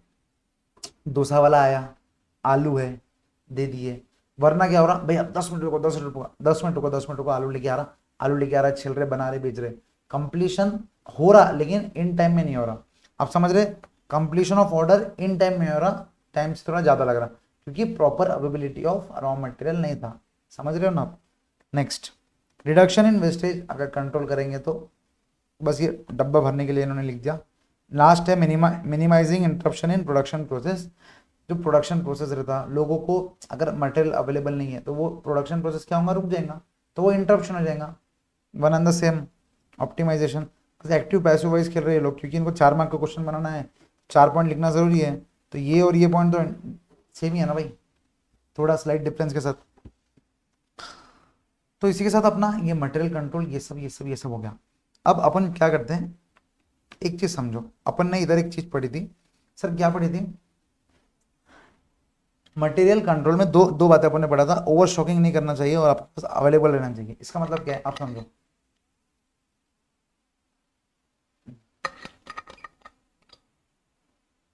दोस्तों पानी पीते रहो, पानी पीने से दिमाग चलते रहता, ठीक है, पानी कंटिन्यू पीते रहो। आप सुन भी रहे, मैं बोल रहा इसलिए मैं ज्यादा पी रहा, आप सुन रहे तो कम कम पियो लेकिन पानी पीते रहो। ठीक है, समझो एक चीज, मैंने बोला था ओवर स्टॉकिंग मत करना, मैंने बोला था अंडर स्टॉकिंग मत करना। ओवर स्टॉकिंग मत करना, अंडर स्टॉकिंग मत करना, no over stocking and no under stocking available रहना चाहिए। इसका मतलब क्या है, फिर कंफ्यूज हो गए बच्चे, बोल रहे भाई आप बोल रहे ये नहीं करना, आप बोल रहे वो नहीं करना, करना है तो करना क्या, फिर किधर गया अपना करना, तो करना क्या, यस मतलब no over stocking. Over stock कब होता, जब अपन ऑर्डर करते हैं, लिखो मेरे साथ, no over stocking, hand writing ऐसी क्यों आ रही भाई, no over stocking, no under stocking. Under stocking करने से क्या क्या होगा और ओवर स्टॉकिंग करने से क्या क्या होगा आपको पता है। ओवर स्टॉकिंग कब होता, मेरे को एक बात बताओ, जब अपन ऑर्डर ज्यादा कर देते हैं। और अंडर स्टॉकिंग कब होता, जब अपन ऑर्डर कम करते हैं, मतलब अपना जितना रिक्वायर्ड है उससे कम कर रहे हैं, फिर वापस जब अपन ऑर्डर कर रहे हैं, भाई आने को भी तो 2 दिन लगेंगे ना। आप समझो, आज अपन ऑर्डर कर रहे हैं कोई चीज, तो आने को भी तो 2 दिन लगेंगे, तो इसलिए अपन क्या कर रहे हैं, स्टॉक पहले से मंगा के रख रहे हैं। तो कभी ज्यादा मंगा रहे तो ओवर स्टॉक हो रहा, कम मंगा रहे तो अंडर स्टॉक हो रहा। इसलिए एक कंसेप्ट आया मार्केट में, दैट इज कि भाई ऑर्डर अपन सही क्वांटिटी में करेंगे, मतलब ऑर्डर इन, ऐसा लिख सकते हैं आप, order in right quantity, order in right quantity. और इसको क्या बोलते हैं, अब ये देखो ऑर्डर इन राइट क्वांटिटी रहेगा ना, इसका मतलब क्या है, ओवर स्टॉकिंग का लफड़ा नहीं, अंडर स्टॉकिंग का लफड़ा नहीं। इधर अपन क्या कर रहे हैं, ऑर्डर ज्यादा कर रहे हैं, इधर अपन क्या कर रहे हैं, ऑर्डर कम कर रहे हैं, तो इधर अपन क्या करेंगे, ऑर्डर एकदम सही करेंगे, एकदम बिल्कुल 100% सही। तो आप समझ रहे, there is a difference between over stocking and under stocking. यहाँ पर क्या कर रहे हैं अपन, राइट क्वांटिटी में ऑर्डर कर रहे हैं। तो इसका नाम क्या है दोस्तों, इन्होंने इसका नाम दिया EOQ, this is nothing but, देखो यहां पर economic order quantity, economic order quantity, economic order quantity नामक एक कंसेप्ट आया। सर कंसेप्ट क्यों आया, इसके पीछे आपको रीजन समझा, कि पहले ये तकलीफ हो रही थी, कि पहले ये हो रहा था वो हो रहा था, अब इकोनॉमिक ऑर्डर क्वांटिटी से क्या हो गया, परफेक्ट हो गया, कि भाई नई मटेरियल अब ज्यादा नहीं मंगा सकते अपन, ओवर स्टॉक नहीं होगा, कम नहीं मंगा सकते, अंडर स्टॉक नहीं होगा। तो समझ रहे हैं, डिफरेंस समझ गए आपको। पहले तो समझ लो ईओक्यू आया क्यों, अगर अब ईओक्यू आया क्यों आपको समझ गया, तो अब ईओक्यू क्या है, कैसे अपन राइट क्वांटिटी पे जा सकते हैं, अब अपन उसके ऊपर बात करते हैं। तो सबसे पहले देखो इकोनॉमिक ऑर्डर क्वांटिटी, इसका मतलब क्या है, कि अज्यूमिंग कि मैं, ठीक है, मैं क्या कर रहा, प्रोडक्शन कर रहा, कुर्ता बना रहा, कुर्ता, मैं को कुर्ता बनाने के लिए एनुअली, एनुअली मैं ना 10,000 पीसेस ऑफ कुर्ता बना था, 10,000 यूनिट्स, ठीक है, 10,000 यूनिट्स ऑफ कुर्ता बना था, उसके लिए मुझे 2 यूनिट्स ऑफ रॉ मटेरियल लगता, मतलब इन टोटल आप समझ लो, मेरे को अगर 10,000 कुर्ते बनाने के, 10,000 कुर्ते, या लड़की आप ये समझ सकते कि मुझे 10,000 घाघरे बनाने हैं, तो मुझे 20,000 यूनिट्स ऑफ क्या लगेगा, क्लॉथ लगेगा, साल भर में, साल भर में टोटल अपने को इतना लगेगा। अब ये एग्जांपल आप कहीं भी यूज कर सकते हैं, अगर आपको रेस्टोरेंट के एग्जांपल से यूज करना है तो आप समझो कि मैं इतने प्लेट डोसा बेचने वाला हूं, तो मुझे आलू कितना लगने वाला है, आपको ये सोचना है, ठीक है। मैं अगर कार बनाने वाला हूं, तो मैं 100 कार बेचने वाला हूं, मान लो 1 महीने में या 1 साल में, जित टाइम पीरियड मैटर नहीं करता, मैं अगर 100 कार बेचने वाला हूँ 1 साल में, 1,000 कार बेचने वाला हूँ, तो मेरे को रॉ मटेरियल कितना लगने वाला है टोटल साल में, 1 साल में कितना लगने वाला है। अब मुझे एक बात बताओ, मैं 20,000 क्या कर रहे, कुर्ते बेच रहे, तो मैं 10,000 कुर्ते बेच रहे, उसके लिए मुझे 20,000 यूनिट्स ऑफ रॉ मटेरियल चाहिए। तो मुझे एक बात बताओ, मैं डायरेक्टली पूरा का पूरा 20,000 पहले ही दिन पे मंगा लूँ क्या, अगर सर आप पहले ही दिन पूरा 20,000 क्लॉथ मंगा लोगे, तो होगा क्या, ओवर स्टॉकिंग हो जाएंगे, समझ रहे आप, ओवर स्टॉकिंग हो जाएंगी। ओवर स्टॉकिंग मतलब क्या, अब ये कुर्ते को अपन करेंगे क्या, क्योंकि सर आप मेरे को एक बात बताओ, ये 10,000 कुर्ते ओवरऑल बिकने वाले हैं, मतलब जनवरी में कुछ जाएंगे, फरवरी में कुछ, मार्च में कुछ, अप्रैल में कुछ, मालूम पड़ा मार्च के बाद ट्रेंड ही चेंज हो गया, कुर्ते पहन ही नहीं रहे, अब मोदी जी आ गए, मोदी कोट ही पहन रहे बच्चे। तो मुझे एक बात बताओ, ये 20,000 वेस्ट हो जाएगा अपना, क्योंकि अब ये क्लॉथ से कुछ कर ही नहीं सकते अपन, प्रोवाइडेड अपन उससे मोदी कोट नहीं बना सकते, मेरा वो एजम्पशन है। तो आप समझ रहे, अपन डायरेक्टली पूरा का पूरा नहीं मंगा सकते, अभी अपने को जितना रिक्वायर्ड है उतना मंगाना चाहिए। तो अपन ने क्या किया, अपना ये जो मटेरियल है ना भाई, दुबई से आता, दुबई से, ठीक है, अब ऐसा काम थोड़ा ऐसा बड़ा है, अपना काम है, तो अपना दुबई से मटेरियल आ रहा, तो अब क्या हो रहा, बार बार अपने को ऑर्डर करने के लिए दुबई जाना पड़ रहा। तो आप समझो, एक मटेरियल के पीछे कॉस्ट कितने हैं, सबसे पहले तो कॉस्ट है मटेरियल, कॉस्ट के पीछे आप समझो कितने कॉस्ट है। सबसे पहला कॉस्ट एक्चुअल बाइंग कॉस्ट, मतलब मुझे बाई करने के लिए, अब मुझे मान लो क्या, मुझे कपड़ा बाई करना है तो मुझे 5,000 समझो टोटल 20,000 यूनिट चाहिए, लेकिन मैं क्या सोच रहा अभी के लिए 2,000 यूनिट मंगा लेता। तो मुझे जब 2,000 यूनिट मंगाना है तो एक्चुअल मटेरियल कॉस्ट चाहिए, तो मुझे 2,000 रुपये 2,000 यूनिट्स, तो this is nothing but buying cost. इसको क्या बोलते हैं अपन, बाइंग कॉस्ट। मटेरियल को बाई कर रहे हैं तो 2,000 यूनिट इंटू समझ लो वो 20 रुपये का आ रहा, तो अपने कितने हो गए ये 40,000 रुपये लग गए। सबसे पहला कॉस्ट ये।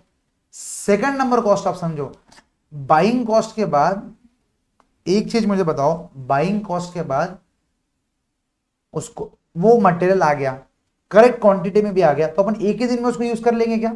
आप समझो मैंने 2,000 यूनिट मंगाया, दिस इज करेक्ट क्वांटिटी, ठीक है। ये this is not over stocking, this is not under stocking. मुझे बताओ कि इसको स्टोर भी तो करना पड़ेगा ना, स्टोर करना पड़ेगा। आपको समझ रहा कि मटेरियल एक बार आ गया तो उसको स्टोर करना पड़ेगा।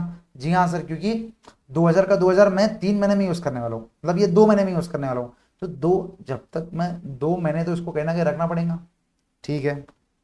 इसका मतलब क्या है समझो, मुझे इसको कैरी करने का कॉस्ट है, that is nothing but carrying cost. और लास्ट मैंने आपको क्या बोला, दुबई जाके ऑर्डर करना पड़ता है और ये लोग फोन पे ऑर्डर लेते नहीं, ठीक है। मैंने बोल दिया कि भाई हबीबी मुझे 2,000 ये लगती, तो वो बोलेगा तुम इधर आती और ऑर्डर देती, ठीक है। ये दुबई में तो नहीं चलती चल लैंग्वेज, कहीं भी चलती है आप समझ लो। तो वो दुबई वाले बोले तुम इधर आती और ऑर्डर देती, मैं बोला ठीक है मैं आती। अब मैं रेलवे स्टेशन जाती, वो बोलती कि ट्रेन नहीं चलती, फ्लाइट से जानी पड़ती, तब फ्लाइट से की टिकट है 2 लाख रुपए। मैं बोला अरे बाप रे बाप। इसका मतलब क्या है आप समझो, ये मटेरियल मंगाने के लिए अपने को ऑर्डर करने जाना पड़ रहा है, उसके लिए भी खर्चा आ रहा, ऑब्वियसली ये अपन कहाँ से रिकवर करेंगे, समझ रहे। तो इसका मतलब क्या है, दिस इज ऑर्डरिंग कॉस्ट। तो ऑर्डरिंग कॉस्ट कितना है दुबई जाके आने के लिए, 2 लाख ज्यादा हो गया, एक 50,000 पकड़ लेते अपन, हर ट्रिप पे 50,000 लग रहा। इसका मतलब क्या है आप समझो, अगर अपन 20,000 यूनिट्स ओवरऑल मंगा रहे हैं, अगर अपन 4 बार मंगाएंगे 5,000 5,000 5,000 5,000, तो ये 5,000 4 बार जा रहा, तो ऑर्डरिंग कॉस्ट इंटू 4 हो जाएगा साल भर का, आप समझ रहे। कैरिंग कॉस्ट, कैरिंग कॉस्ट अपन बाद में आते हैं, ऑर्डरिंग कॉस्ट आप समझो, अगर 4 बार अपन जाके ऑर्डर करें तो ऑर्डरिंग कॉस्ट कितना हो रहा है इंटू 4। अगर 20,000 मंगाना है 20,000 यूनिट्स, ठीक है, एक बार का आप 10,000 यूनिट्स, अब ये छोड़ दो, बार बार कंफ्यूज हो रहे होंगे आप। ये अब अगर 20,000 यूनिट मंगाना है अपने को एनुअली, 20,000 यूनिट अगर अपने को लग रहे, तो अगर अपन 10-10 हज़ार करके मंगाए तो 2 ही बार मंगाना पड़ रहा, 2 बार मंगाने से ऑर्डरिंग कॉस्ट क्या लग रही, 2 ही बार लग रही। तो आप समझो मेजर डिफरेंस समझो ये क्यों आया मार्केट में। एक बार अपन मंगा रहे 5,000 के लॉट में, 5,000 पर लॉट, और अपन मंगा रहे 10,000 पर लॉट। अब जब 5,000 पर लॉट मंगा रहे ना, तो अपने को 4 टाइम्स ऑर्डर करना पड़ रहा, क्योंकि 5,000 इंटू 4 20,000। लेकिन जब 10,000 मंगा रहे ना, अपने को 2 टाइम्स ही ऑर्डर करना पड़ रहा। सेकंड चीज, अब 4 टाइम्स ऑर्डर करने के लिए ऑर्डरिंग कॉस्ट कितनी है, व्हाट इज द ओसी, या what is simply O, 4 into 50,000 which is nothing but 2 lakh rupees. और व्हाट इज ओ इधर, 2 इंटू 50,000, मतलब डायरेक्टली 1 लाख रुपए, मतलब 1 लाख का प्रॉफिट। लेकिन आप समझो ऑर्डरिंग कॉस्ट तो ठीक है, कैरिंग कॉस्ट की बात करते, जब 5,000 यूनिट आएंगे तो उसको छोटा गोडाउन लगेगा, उसका रेंट कम लगेगा। लेकिन जब 10,000 यूनिट आएंगे तो उसको ज्यादा बड़ा, मतलब उसको रेंट, मतलब उसको कैरी करने का कॉस्ट ज्यादा लगेगा ना। आप समझो यहाँ पर ऑर्डरिंग कॉस्ट कम है, यहाँ पर सॉरी यहाँ पर ऑर्डरिंग कॉस्ट कम है, लेकिन यहाँ पर कैरिंग कॉस्ट ज्यादा रहेंगी, यहाँ पर कैरिंग कॉस्ट कम रहेंगी। लॉजिकली दिमाग लग रहा, 5,000 यूनिट आएंगे ना तो उसको कैरी करने का कॉस्ट, मतलब उसको रखने का कॉस्ट कम है, लेकिन जब 10,000 यूनिट आएंगे ना तो उसको रखने का कॉस्ट ज्यादा है ना। तो कहीं ना कहीं अपने को क्या चाहिए कि ऐसा देखो यहाँ पर this is cost fix, this cost is fixed, ये फिक्स्ड है, ये दोनों ही वेरे वेरे होते रहते। तो अपने को ऐसी क्वांटिटी फिक्स करनी है जहां कॉस्ट सबसे मिनिमम हो। Total cost consist of buying cost, carrying cost, ordering cost in terms of material. आप समझ रहे कॉस्ट शीट में मटेरियल, लेबर, ओवरहेड इतने हैं, तो मटेरियल में 3 कॉस्ट है। समझ रहे हो ना कितना डीप में पढ़ने वाले अपन। तो at the end of the class आपको ऐसा लगेगा कि भाई मेरे को कितना कुछ आता।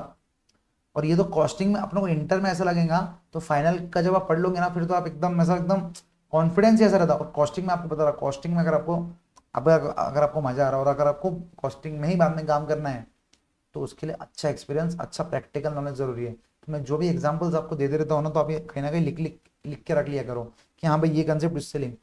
वो डायरेक्टली आपको पूछेगा कि मटेरियल कॉस्ट कितना है, मटेरियल कॉस्ट में है ना कौन से कॉस्ट आते हैं, उसको कैसे चेंज होते हैं, तो आपको मालूम रहने को ना कि कैरिंग कॉस्ट और ऑर्डरिंग कॉस्ट का क्या तरीका रहता है। तो यहाँ पर कितना है कैसा है आपको समझो। अगर अपन 500 क्वांटिटी मंगा रहे हैं उसका ऑर्डरिंग कॉस्ट और कैरिंग कॉस्ट अलग रहेगा। अगर अपन 5000 क्वांटिटी मंगा रहे हैं उसका कैरिंग कॉस्ट और ऑर्डरिंग कॉस्ट अलग रहेगा। तो अपने को एग्जैक्ट वो क्वांटिटी चूज करनी है जिससे ordering cost carrying cost minimum रहे। उससे एक भी ज्यादा कर रहे हैं तो ज्यादा आ रहा, उससे एक भी कम कर रहे तो ज्यादा आ रहा। वो आपको एग्जाम्पल में समझेंगे अभी। ठीक है दोस्तों, तो आपको अभी तक ये समझो। अब सर कैरिंग कॉस्ट कैसे निकालेंगे? मटेरियल कॉस्ट तो आपने हमको मटेरियल कॉस्ट बता दिया, कैरिंग कॉस्ट कैसे निकालेंगे? कैरिंग कॉस्ट कैसे निकालेंगे बहुत इजी, आप समझो। कैरिंग कॉस्ट का ये लोग हमेशा कैरिंग कॉस्ट के लिए ना क्या रहता, एक नोट लिख लो।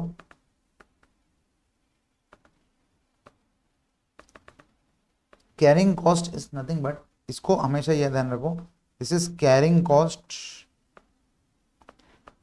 पर यूनिट पर एनम। इसका मतलब क्या है? पर यूनिट पर एनम।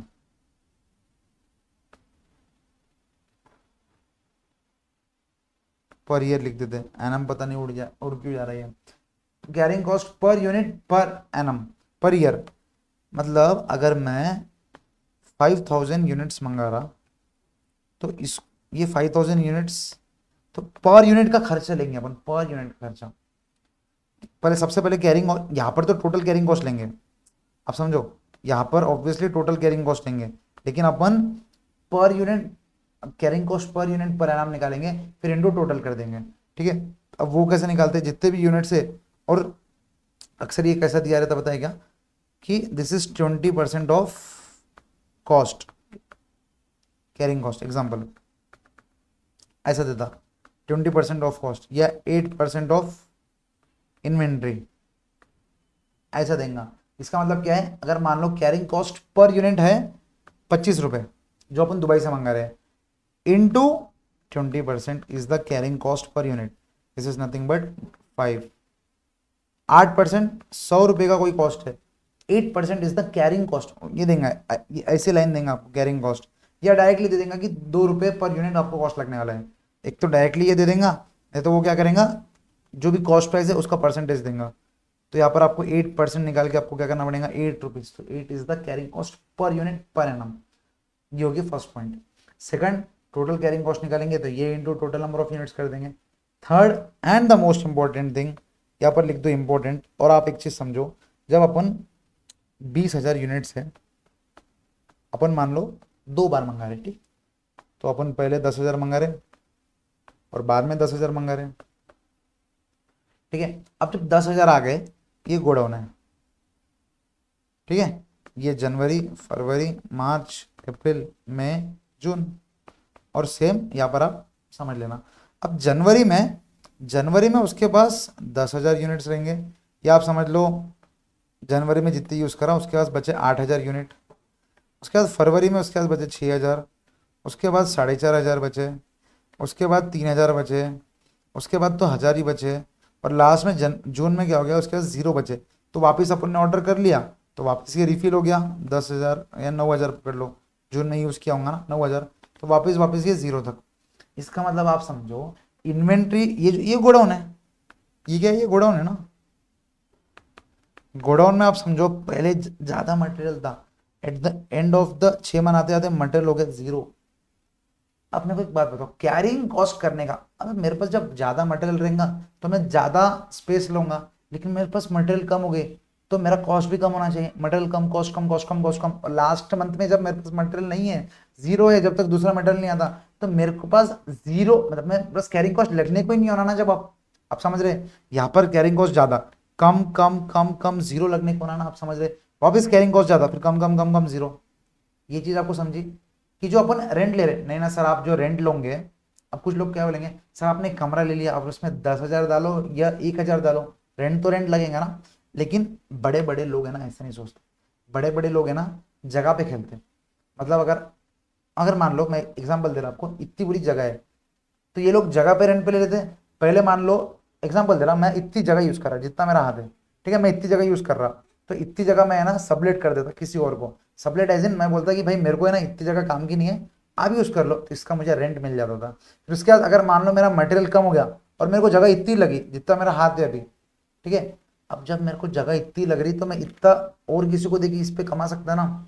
इसका मतलब क्या है, आप समझो ये चीज जरूरी है कि मटेरियल जब कम कम होते जा रहा तो मेरा कैरिंग कॉस्ट भी कम होना चाहिए। इसलिए उन्होंने क्या बोला, अलग अलग निकालने से अच्छा आप क्या करो, एवरेज इन्वेंट्री लिया करो। मैंने क्या बोला, एक वर्ड एवरेज इन्वेंट्री। यहाँ पर कितना था मटेरियल, 10,000 का था स्टार्टिंग डे पे, और एंड डे पे कितना था, 0।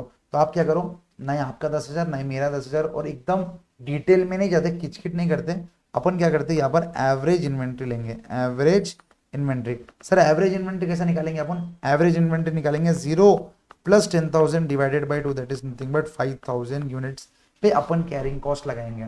अगर उसने बोला carrying cost per unit is 5 rupees, तो अपन 10,000 यूनिट्स भी मंगा रहे, लेकिन अपन 10,000 इंटू 5 नहीं करेंगे, 10,000 प्लस 0 का एवरेज लेंगे अपन डिवाइड बाई 2 इंटू 5 रुपीज करेंगे। आपको समझ रहा, क्यों कैरिंग कॉस्ट में एवरेज इन्वेंट्री ले रहा, आपको समझा गया, ठीक है सर, ये चीज समझ गई, ये बहुत इंपॉर्टेंट थी। बाकी इकोनॉमिक ऑर्डर क्वांटिटी अब अपन सीखेंगे कि एग्जैक्ट क्वांटिटी कितना निकालते हैं। अपन ने अभी क्या सीख लिया कि भाई मटेरियल कॉस्ट टोटल में कितना रहता है, टोटल कॉस्ट कितना रहेगा, अपन ने सीखा buying cost plus ordering cost plus carrying cost. लेकिन जिसके लिए अपन ये टॉपिक पे आए थे उस टॉपिक से तो अपन आए नहीं अभी तक। तो सर आप हमको बताओ कि एग्जैक्ट इकोनॉमिक ऑर्डर क्वांटिटी क्या रहेंगी, एग्जैक्ट इकोनॉमिक ऑर्डर क्वांटिटी क्या रहेंगी। आपको EOQ लिखना है, मैं ये लिख रहा, ठीक है। तो इसका एक फॉर्मूला है, basically the formula is under root 2AO/C। Sir what is A, sir A क्या है इसके अंदर बताइए क्या, आपको मैंने बता दिया ऑलरेडी, ऊपर बता दिया, बस आपको नामकरण जानना है। A is annual demand, annual demand या कंजम्पशन, या कंजम्पशन मतलब एनुअली मैं कितना कंज्यूम करने वाला हूं, या एनुअली बच्चों मतलब कितनी डिमांड है। Sir O is ordering cost, O is ordering cost. Sir what is C, तो यहाँ पर देखो इकोनॉमिक ऑर्डर क्वांटिटी निकाल रहे हैं अपन, टोटल नहीं निकाल रहे, तो ये ऑर्डरिंग कॉस्ट पर ऑर्डर आएगा, ठीक है। मतलब एक ऑर्डर करने पे कितना ऑर्डरिंग कॉस्ट लग रहा, ये अपन अभी क्वांटिटी निकाल रहे हैं, टोटल कॉस्ट नहीं निकाल रहे, तो यहाँ पर टोटल का खर्चा नहीं आएगा। और last next carrying cost, carrying cost बताओ पर यूनिट पर एनम, समझ गए, यहाँ पर एनम लिख दिया भाई। तो what is an AOC, AOC important है, अंडर रूट 2AO/C। सर ये डिराइव कैसे हुआ, ये डिरिवेशन आपके एग्जाम में है ही नहीं और आपको जरूरत भी नहीं है, क्योंकि डेरिवेटिव्स एंड ऑल कैलकुलस जो आपने फाउंडेशन में छोड़ के आया ना, बस उससे ही करके इन्होंने फॉर्मूला निकाला अपने को एग्जाम में, अब एग्जाम के लिए अपने को जरूरत नहीं है। तो आप समझो 2AO/C, what is A annual demand, what is O ordering cost per order, मतलब एक ऑर्डर करने के लिए अपने को कितना ऑर्डरिंग कॉस्ट लग रहा है वो अपने को दिया रहेगा। And what is C carrying cost per unit per annum. तो अपन जब इसको यहाँ सब्स्टिट्यूट करेंगे और अंडर रूट करेंगे तो अपना EOQ आ जाएगा, that is nothing but economic order quantity. आपको समझ रहा, यस सर। आ जाओ क्वेश्चन नंबर 1 पे आ जाओ। व्हाट इज क्वेश्चन नंबर 1, क्या बोलता है क्वेश्चन नंबर 1, देखो, calculate the economic order quantity from the following information, also state the number of orders to be placed in an year. ये next question है, अपन बाद में करेंगे। फर्स्ट क्वेश्चन आ जाओ, सोचो आप क्या क्वेश्चन दिया है, consumption of materials per annum 10,000। Sir ये क्या बताना चाह रहा है, 10,000 केजीज क्या कंजम्पशन है, मतलब this is nothing but annual demand इतनी है। तो ये इसको अपन क्या किससे डिनोट करेंगे, सर इसको अपन बोलेंगे A, this is nothing but A.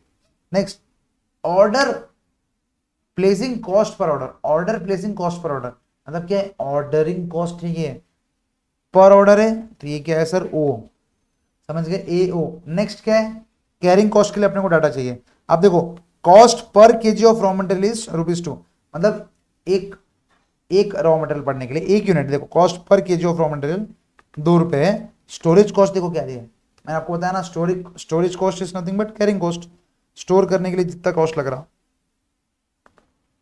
Carrying cost, store करने के लिए जितना कॉस्ट लगेगा भाई वही तो कैरिंग कॉस्ट रहेगा ना। तो कैरिंग कॉस्ट कितना है, 8% on average inventory, average inventory 8% मतलब क्या है 2। अब आप समझ लो जब EOQ निकालते ना तो अपने को एवरेज इन्वेंट्री का काम नहीं रहता, क्योंकि अपन जब ईओक्यू निकालते हैं तो अपन क्या करते हैं बताओ सर, अपन क्या करते हैं, carrying cost per unit per annum लेते, तो उसके बाद 10,000 यूनिट लो या 1,000 यूनिट लो, कैरिंग कॉस्ट पर यूनिट तो सेम ही आएंगे ना। लेकिन जब टोटल कॉस्ट निकालते, जब अपने को एवरेज इन्वेंट्री का ध्यान देना पड़ता, ये वाला एवरेज इन्वेंट्री का।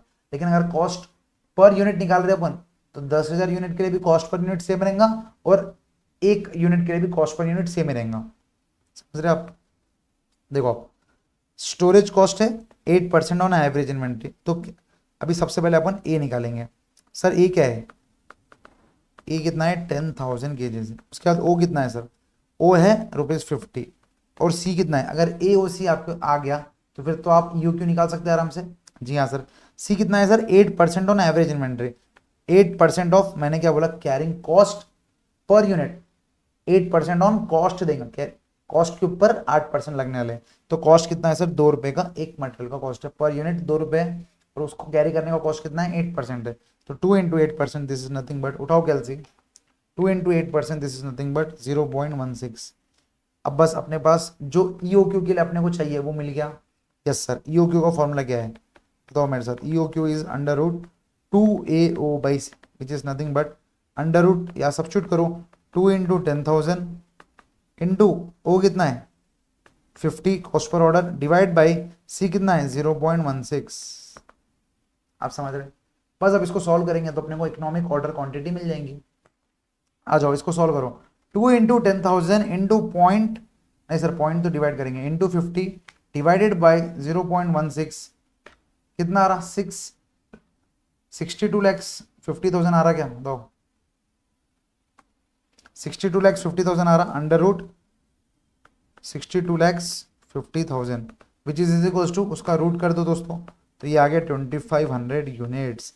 इसका मतलब क्या है, इकोनॉमिक ऑर्डर क्वांटिटी कितनी है, मतलब 2,500 is the order size in which the material cost will be लो।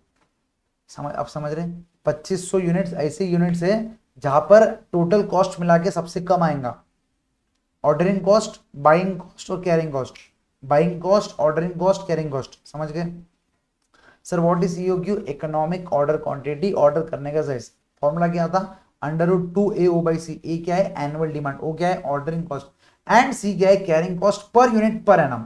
तो सर कैरिंग कॉस्ट दिया है 8% on average inventory, 8% on inventory cost. Obviously inventory कितने रुपए की है, ₹2 की पर यूनिट, क्योंकि कैरिंग कॉस्ट पर यूनिट लगता है यहाँ पर, टोटल कॉस्ट नहीं निकाल रहे आप, समझो कैरिंग कॉस्ट पर यूनिट लग रहा, पर यूनिट सर ₹2 का, ₹2 कॉस्ट है, into 8% is the storage cost, 8 into 2 into 8%। Simple है। आ जाओ सेकंड क्वेश्चन क्या बोल रहा है, देखो यहाँ पर ही, also state the number of orders to be placed in an year. आप समझो, आप मैं एक बात बताऊं, नंबर ऑफ ऑर्डर्स आप बताओ कितने रहेंगे एक साल में। सर इसमें अपन ऐसा लिख सकते हैं, दिस इज फर्स्ट, इसको मैं थोड़ा ऊपर कर दूं,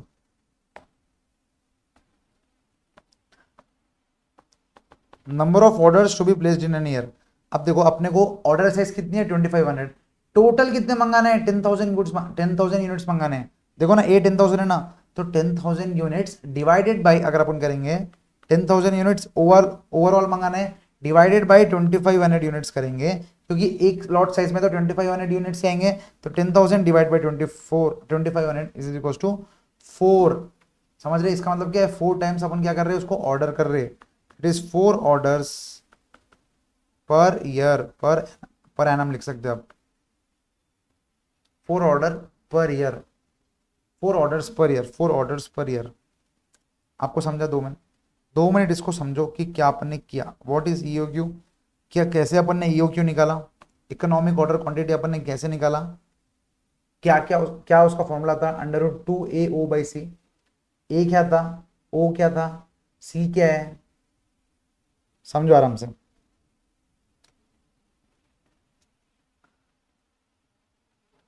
यहां पर ए एनुअल डिमांड है, ओ ऑर्डरिंग कॉस्ट पर ऑर्डर, और सी क्या है carrying cost per unit per annum.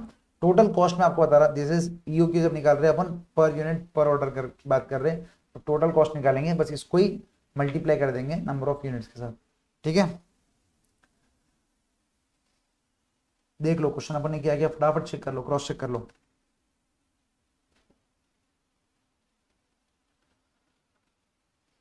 Next question number 2 पे आ जाओ। ये आपको मटेरियल दोस्तों कहाँ मिलेगा, मैंने आपको बताया एकत्वम फॉर सीएम एक है टेलीग्राम चैनल है, उसके ऊपर मिलेगा, ठीक है, उस टेलीग्राम चैनल ज्वाइन कर लेना, ये मटेरियल आपको मिल जाएगा। क्वेश्चन नंबर 2 क्या होता है देखो, the average annual consumption of a material is 18,250 units.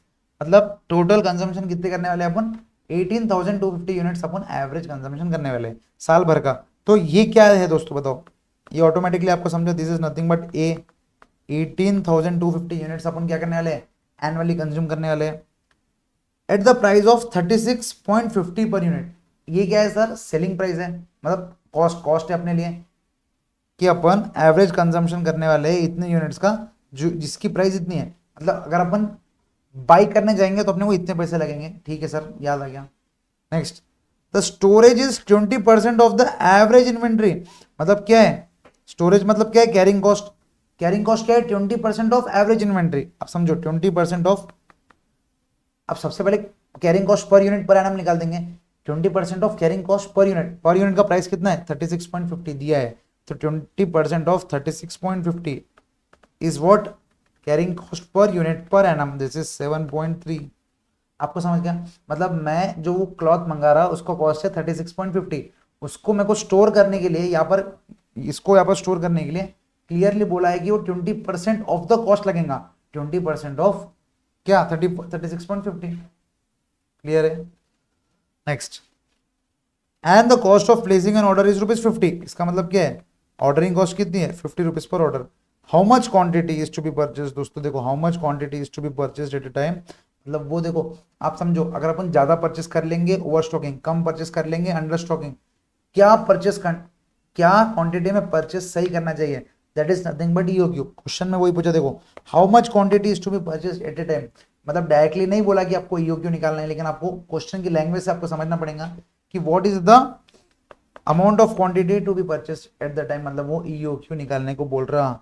Sir ए ओ सी तीनों आ गया, आ जाओ ईओक्यू निकाल लेंगे, √2AO/C सब्स्टिट्यूट करो, √2 इंटू ए कितना है 18,250 इंटू ओ कितना है ordering cost 50 divided by 7.30, clear, √ आ जाओ उठाओ कैलसी, 2 into 18,250 into 50 divided by 7.30 which is nothing but √ के अंदर 2.5 लाख रुपए आ रहे हैं, इसका √ कर देंगे तो ये आएगा 500 यूनिट्स। बोलो दोस्तों क्लियर है क्या, what is the economic order quantity, मतलब what is the amount of quantity that needs to be purchased at a time, that is only 500, that is only and only 500। आपको समझ रहा, यहाँ पर अभी तक अपन ने कंसेप्ट की बिना पढ़ लिए, अब आ जाओ अपन एक बार देख लेते हैं कि ईओक्यू क्या है, क्या बताना चाह रहा है, इसका ये भी पढ़ेंगे अपन। सबसे पहले ईओक्यू पे आ जाओ, EOQ is what, the size of the order for which the total cost of the material is minimum. Sir total cost क्या है, सबसे नीचे आ जाओ देखो, total cost of material usually consist of buying cost, ordering cost and carrying cost, मतलब तीनों cost को जोड़ने के बाद क्या आएगा, टोटल कॉस्ट आएगा, क्लियर है, बताओ। अब sir what is ordering cost, what is carrying cost, मैंने ऑलरेडी आपको बता दिया, फिर से एक बार गो थ्रू कर लेते। The cost which are associated with ordering of material, order करने के लिए, it includes cost of staff posted for ordering of goods, expenses incurred on transportation, inspection expenses of incoming material. मतलब क्या देखो, मैं थोड़ी बार बार दुबई जाके मटेरियल लेके आ सकता हूँ, तो मैंने क्या किया, मेरे मैनेजर को भेजा कि भाई तू जा दुबई लेके आ, मैनेजर की सैलरी ऑर्डरिंग कॉस्ट में आएंगी, जो 2 दिन वो जा रहा, मैनेजर का आने जाने का खर्चा पूरा उसमें आएगा। उसके बाद अब देखो एक बार गुड्स आ चुके, दुबई से गुड्स क्लॉथ आ गया, तो मेरे को एक बार उसको मटेरियल एक्सेप्ट करने से पहले इंस्पेक्ट तो करना पड़ेगा, इंस्पेक्टेशन देखना तो पड़ेगा कि हाँ भाई मटेरियल सही है क्या। आप समझो अगर मैंने एक्सेप्ट कर लिया और मटेरियल गंदा निकला तो, क्योंकि दुबई से आ रहा ना, तो इंस्पेक्शन जरूरी है, देखना जरूरी है कि मटेरियल सही है या नहीं है, उसके लिए क्या लगता है बताओ, वो भी ऑर्डरिंग कॉस्ट में आता। तो टोटल ऑर्डरिंग कॉस्ट इंक्लूड्स क्या, जो स्टाफ जा रहा उसकी आने जाने का ट्रांसपोर्टेशन खर्चा, और इंस्पेक्शन कॉस्ट भी आता। कई क्वेश्चन में कंफ्यूज कर सकता है, इंस्पेक्शन कॉस्ट भी इतना है और ऑर्डरिंग कॉस्ट इतना है, तो मतलब ट्रैवलिंग कॉस्ट इतना है, इंस्पेक्शन कॉस्ट इतना है, तो ऑर्डरिंग कॉस्ट में ये दोनों आ जाते हैं, समझ रहे हैं आप। कैरिंग कॉस्ट क्या देखो, the cost of holding the inventories, cost for holding the inventories, उसके बाद it includes cost of capital invested, मैंने आपको बोला ओवर स्टॉकिंग कर देंगे तो भाई पैसा भी तो लगता ना ओवर स्टॉकिंग करने को, वो पैसा अपन कहीं और भी यूज कर सकते थे, तो कॉस्ट ऑफ कैपिटल अब ज़्यादा लग जाएगा। फिर कॉस्ट ऑफ स्टोरेज भी ज़्यादा है, ज़्यादा ज़्यादा माल रहेगा तो खराब होने के ज़्यादा चांसेस है, तो अपन इंश्योरेंस भी लगेगा, इंश्योरेंस कम पे भी लगता, ज़्यादा मटेरियल रहेगा तो ज़्यादा इस पे लग जाएगा। Carrying cost ordering cost clear है। आज अब एक चीज़ समझना, कुछ अजम्पशंस है जिस बेसिस के ऊपर अपन ईओक्यू को फॉलो कर सकते हैं, ऐसा नहीं कि ईओक्यू हमेशा फॉलो होगा। वो अजम्पशंस क्या है?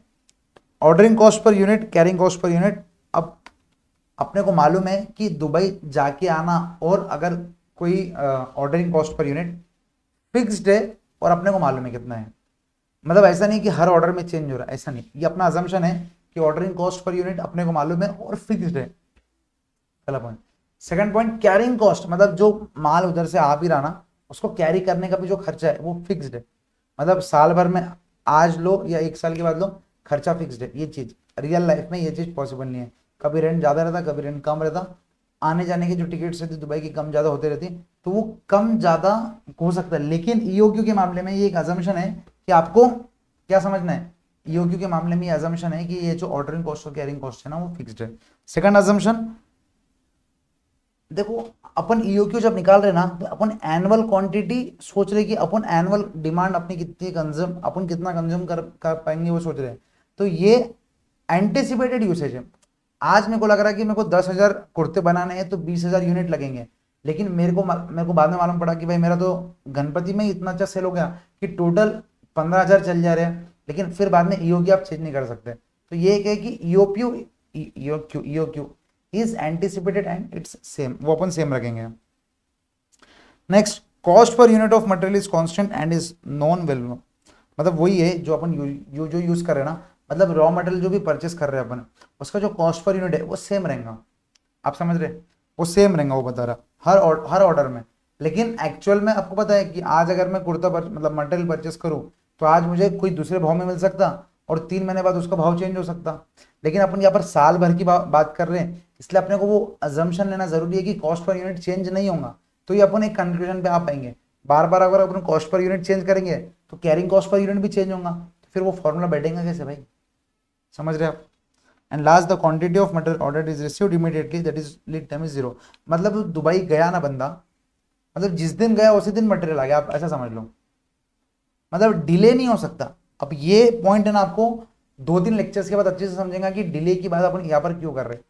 लेकिन आप मतलब आप ऐसा समझ लो कि अगर वो डोसा वाला जो है ना वो ब्लिंकिट जैसा सिस्टम है, समझ लो ईओक्यू का, मतलब ऑर्डर किया कि 10 मिनट में आ गया, लीड टाइम 0 है, मतलब शाकालाला की वो जो पेंसिल आती थी ना कि यहाँ पर ऑर्डर करे दुबई से मटेरियल आ गया, बस ईओक्यू का एक अजम्पशन है, इतने कुछ काम का नहीं अजम्पशन, बस कंसेप्ट को अच्छे से याद रखने के लिए समझो। ईओक्यू अपन क्यों निकाल रहे हैं, साल भर में जितना भी अपन पूरा टोटल क्वांटिटी यूज करने वाले हैं 10,000 यूनिट, लेकिन अपन एक साथ मंगाएंगे तो ओवर स्टॉक हो जाएगा, कम थोड़ा थोड़ा मंगाएंगे तो अंडर स्टॉक हो जाएगा, इसलिए अपन इकोनॉमिक ऑर्डर क्वांटिटी मंगाते हैं, मतलब नहीं ज्यादा नहीं कम, इकोनॉमिक ऑर्डर क्वांटिटी मंगाते हैं, वो क्या क्वांटिटी रहेंगी वही निकालते हैं अपन। EOQ √2AO/C, A is annual cost, sorry annual demand, O is ordering cost and C is carrying cost per unit per annum.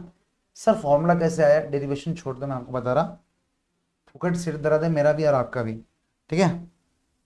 तो ये अजम्पशंस के बाद ये फॉर्मूला है इकोनॉमिक ऑर्डर क्वांटिटी का √2AO/C, वेयर दिस आपको मालूम है total cost of a material is this. Clear है दोस्तों, समझ रहे आप, इसको आप गो थ्रू करो एक बार, तब आप समझो कि ये सही है क्या, पढ़ो इसको पूरा अच्छे से पढ़ो और समझो, मतलब ऑर्डरिंग कॉस्ट एक बार रिवाइज करो, ये रिवाइज करो, और क्वेश्चन नंबर 1 और 2 देखो, मैं घाई नहीं करना चाहता, आराम से देखो, फर्स्ट और सेकंड क्वेश्चन देखो आप,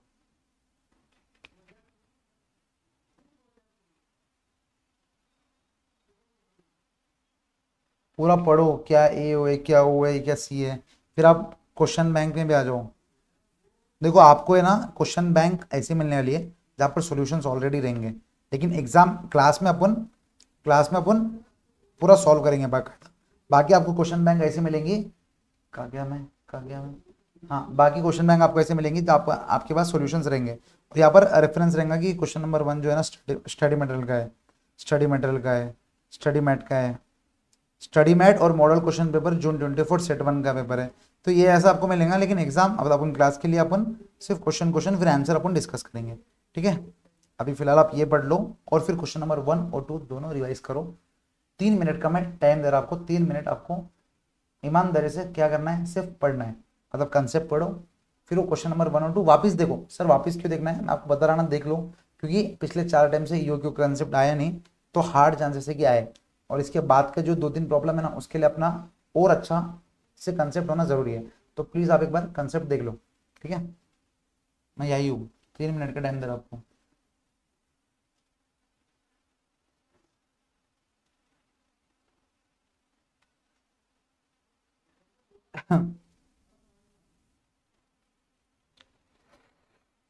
करो करो करो करो पढ़ाई जल्दी जल्दी, फटाफट। ये रिवाइज हुआ नहीं, क्वेश्चन बैंक पे चल जाओ, एक एक क्वेश्चन करो।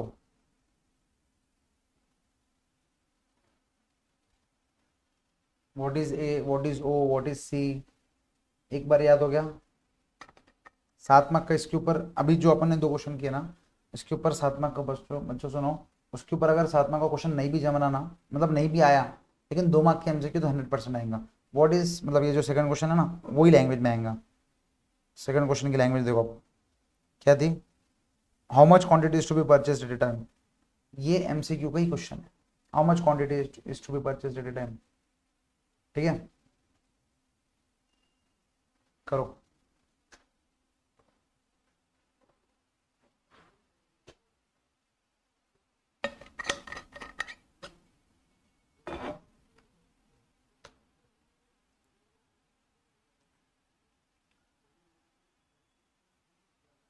यस,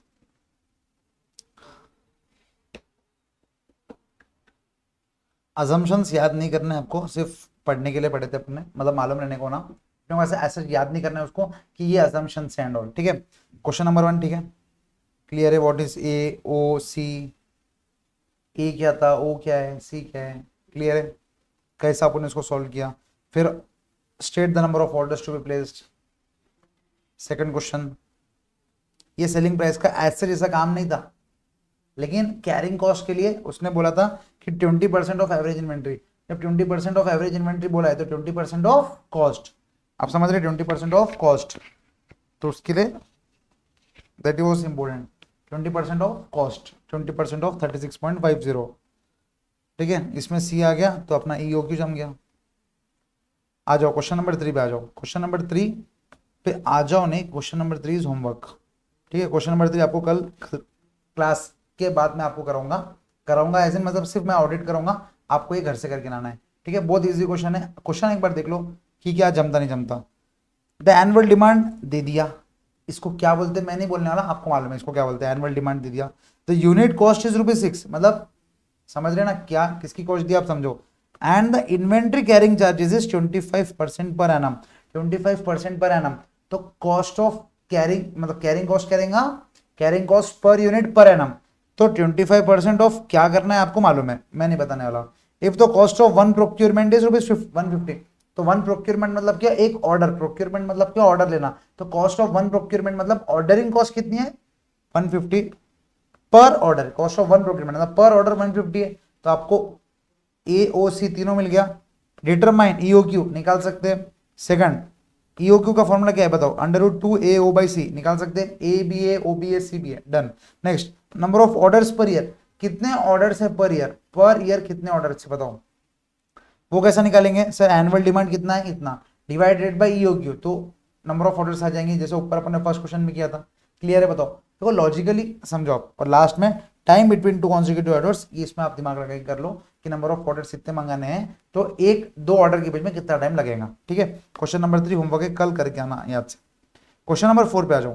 क्वेश्चन नंबर 4 देखो, स्टडी मटेरियल का भी क्वेश्चन है and model question paper June 24 set 1 का भी है, 2 बार भी आया, प्रीवियस ईयर क्वेश्चन में भी आ सकता है, मतलब एग्जाम में भी आ सकता है आपके, तो आप इसको इंपॉर्टेंट काइंड ऑफ मार्क कर सकते हैं, इसको नहीं, इसको नेक्स्ट वाले को अपन इंपॉर्टेंट मार्क करेंगे।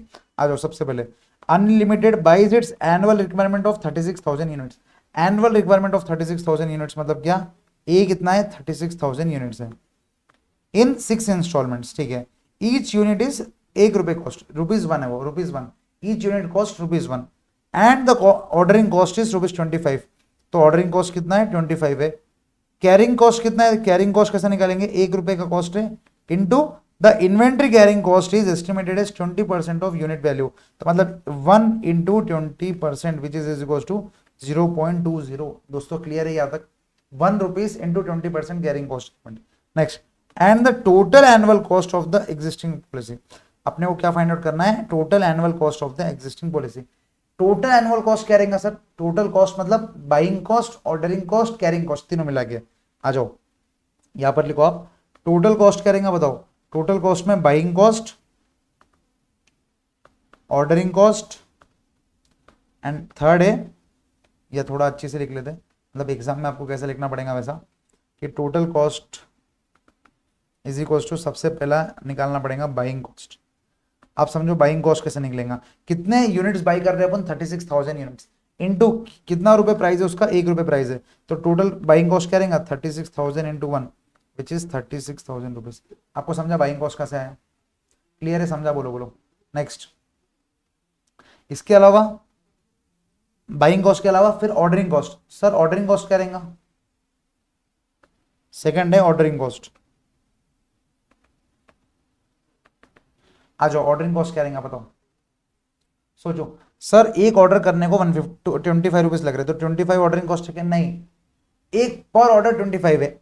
अब इससे अपने को सबसे पहले ऑर्डरिंग कॉस्ट के लिए निकालना पड़ेगा कि what are the number of order. Number of orders कितने हैं? नंबर ऑफ ऑर्डर्स कितने हैं? टोटल कितना है? 36,000 यूनिट्स है। और नंबर ऑफ ऑर्डर्स सर दिया है क्या? ऊपर देखो, इन 6 इंस्टॉलमेंट्स। जब भी ये वर्ड में दिया रहता ना तो अपन भूल जाते हैं, तो 6 इंस्टॉलमेंट्स दिया है, मतलब क्या? 6 बार में अपन बुला रहे हैं। तो नंबर ऑफ ऑर्डर्स कितने हो गए? 6। तो नंबर ऑफ ऑर्डर्स कितने हो गए? 6। 25 इंटू 6 वो अलग था। 25 इंटू 6 कितना होगा दोस्तों? 150। ठीक है। नेक्स्ट, और थर्ड वाला क्या है बताओ? Carrying cost. Carrying cost, carrying cost कितना है? 0.20 is carrying cost per unit per annum. अब आप एक चीज समझो, यहां पर जब यहां per unit total carrying cost निकाले तो मैंने आपको बताया था कि एवरेज इन्वेंट्री लेने को ना। सर एवरेज इन्वेंट्री के लिए अपने को मालूम, एवरेज इन्वेंट्री याद है ना? Average inventory 0 plus something divided by 2। अब वो समथिंग क्या है आप समझो? टोटल वो 36,000 यूनिट्स मंगा रहे एंड 6 इंस्टॉलमेंट्स में मंगा रहे। तो पर इंस्टॉलमेंट कितने यूनिट्स आने वाले हैं? 6,000 यूनिट्स पर इंस्टॉलमेंट आने वाले हैं। दिस इज स्टार मार्क, पर इंस्टॉलमेंट आने वाले हैं। पर इंस्टॉलमेंट आप एक वर्किंग नोट की जैसे लिख सकते हैं उसको। पर इंस्टॉलमेंट कितने यूनिट्स आने वाले हैं? 6,000। तो एवरेज इन्वेंट्री क्या रहेंगी बताओ? एवरेज इन्वेंट्री क्या रहेंगी? 0 प्लस 6,000 डिवाइडेड बाई 2। समझे? 0 स्टार्टिंग डेट पे 6,000 लेंगे, फिर 0 0 होंगी, लास्ट में 0 होंगे, फिर वापस 6,000, फिर 0। तो 0 plus 6,000 that is 6,000 divided by 2 is 3,000। तो 0.20 into 3,000 which is equal to nothing but 600 rupees.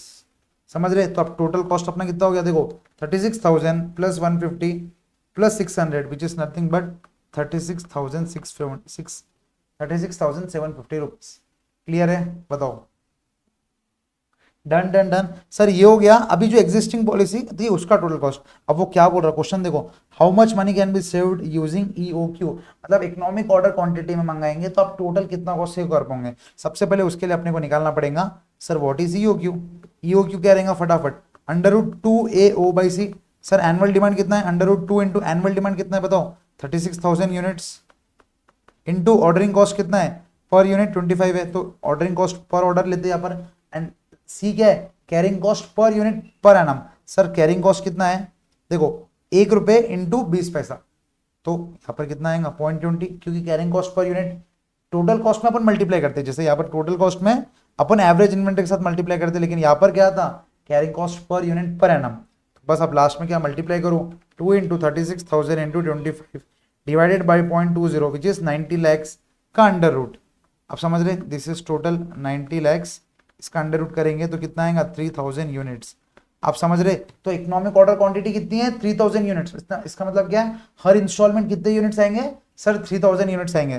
तो सर कितने इंस्टॉलमेंट्स लगेंगे? इंस्टॉलमेंट्स कितने लगेंगे बताओ? इंस्टॉलमेंट्स कितने लगेंगे? टोटल 36,000 यूनिट्स अपने को मंगाना है और 3,000 के लॉट साइज में मंगाएंगे तो टोटल लगेंगे 12 इंस्टॉलमेंट्स।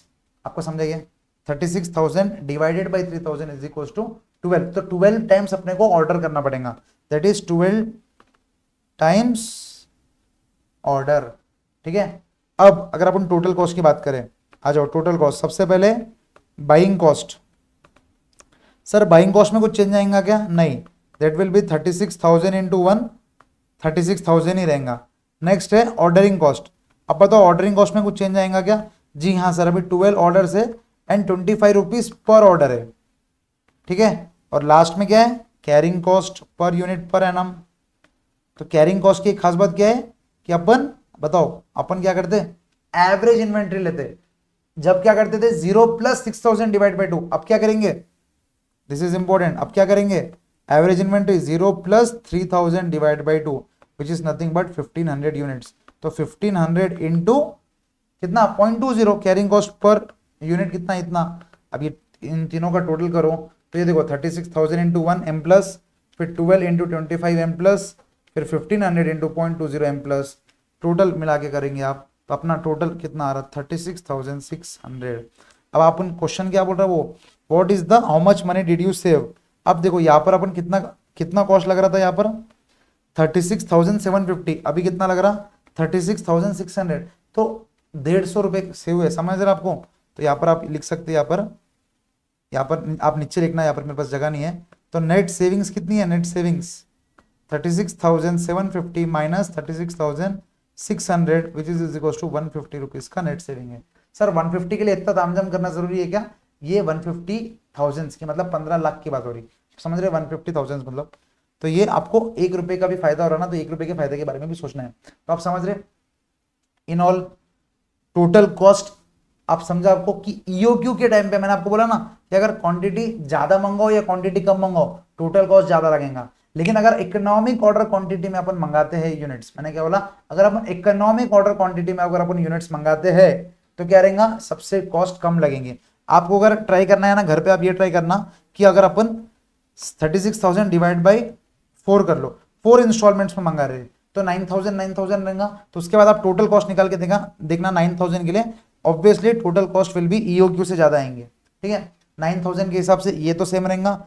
9,000 के हिसाब से अभी अपन देख लेते, देखो 9,000 के हिसाब से ऑर्डरिंग कॉस्ट कितना आएगा? 4 बार ऑर्डर करना पड़ेगा, तो 4 इंटू 25 विच इज 100 रुपीज।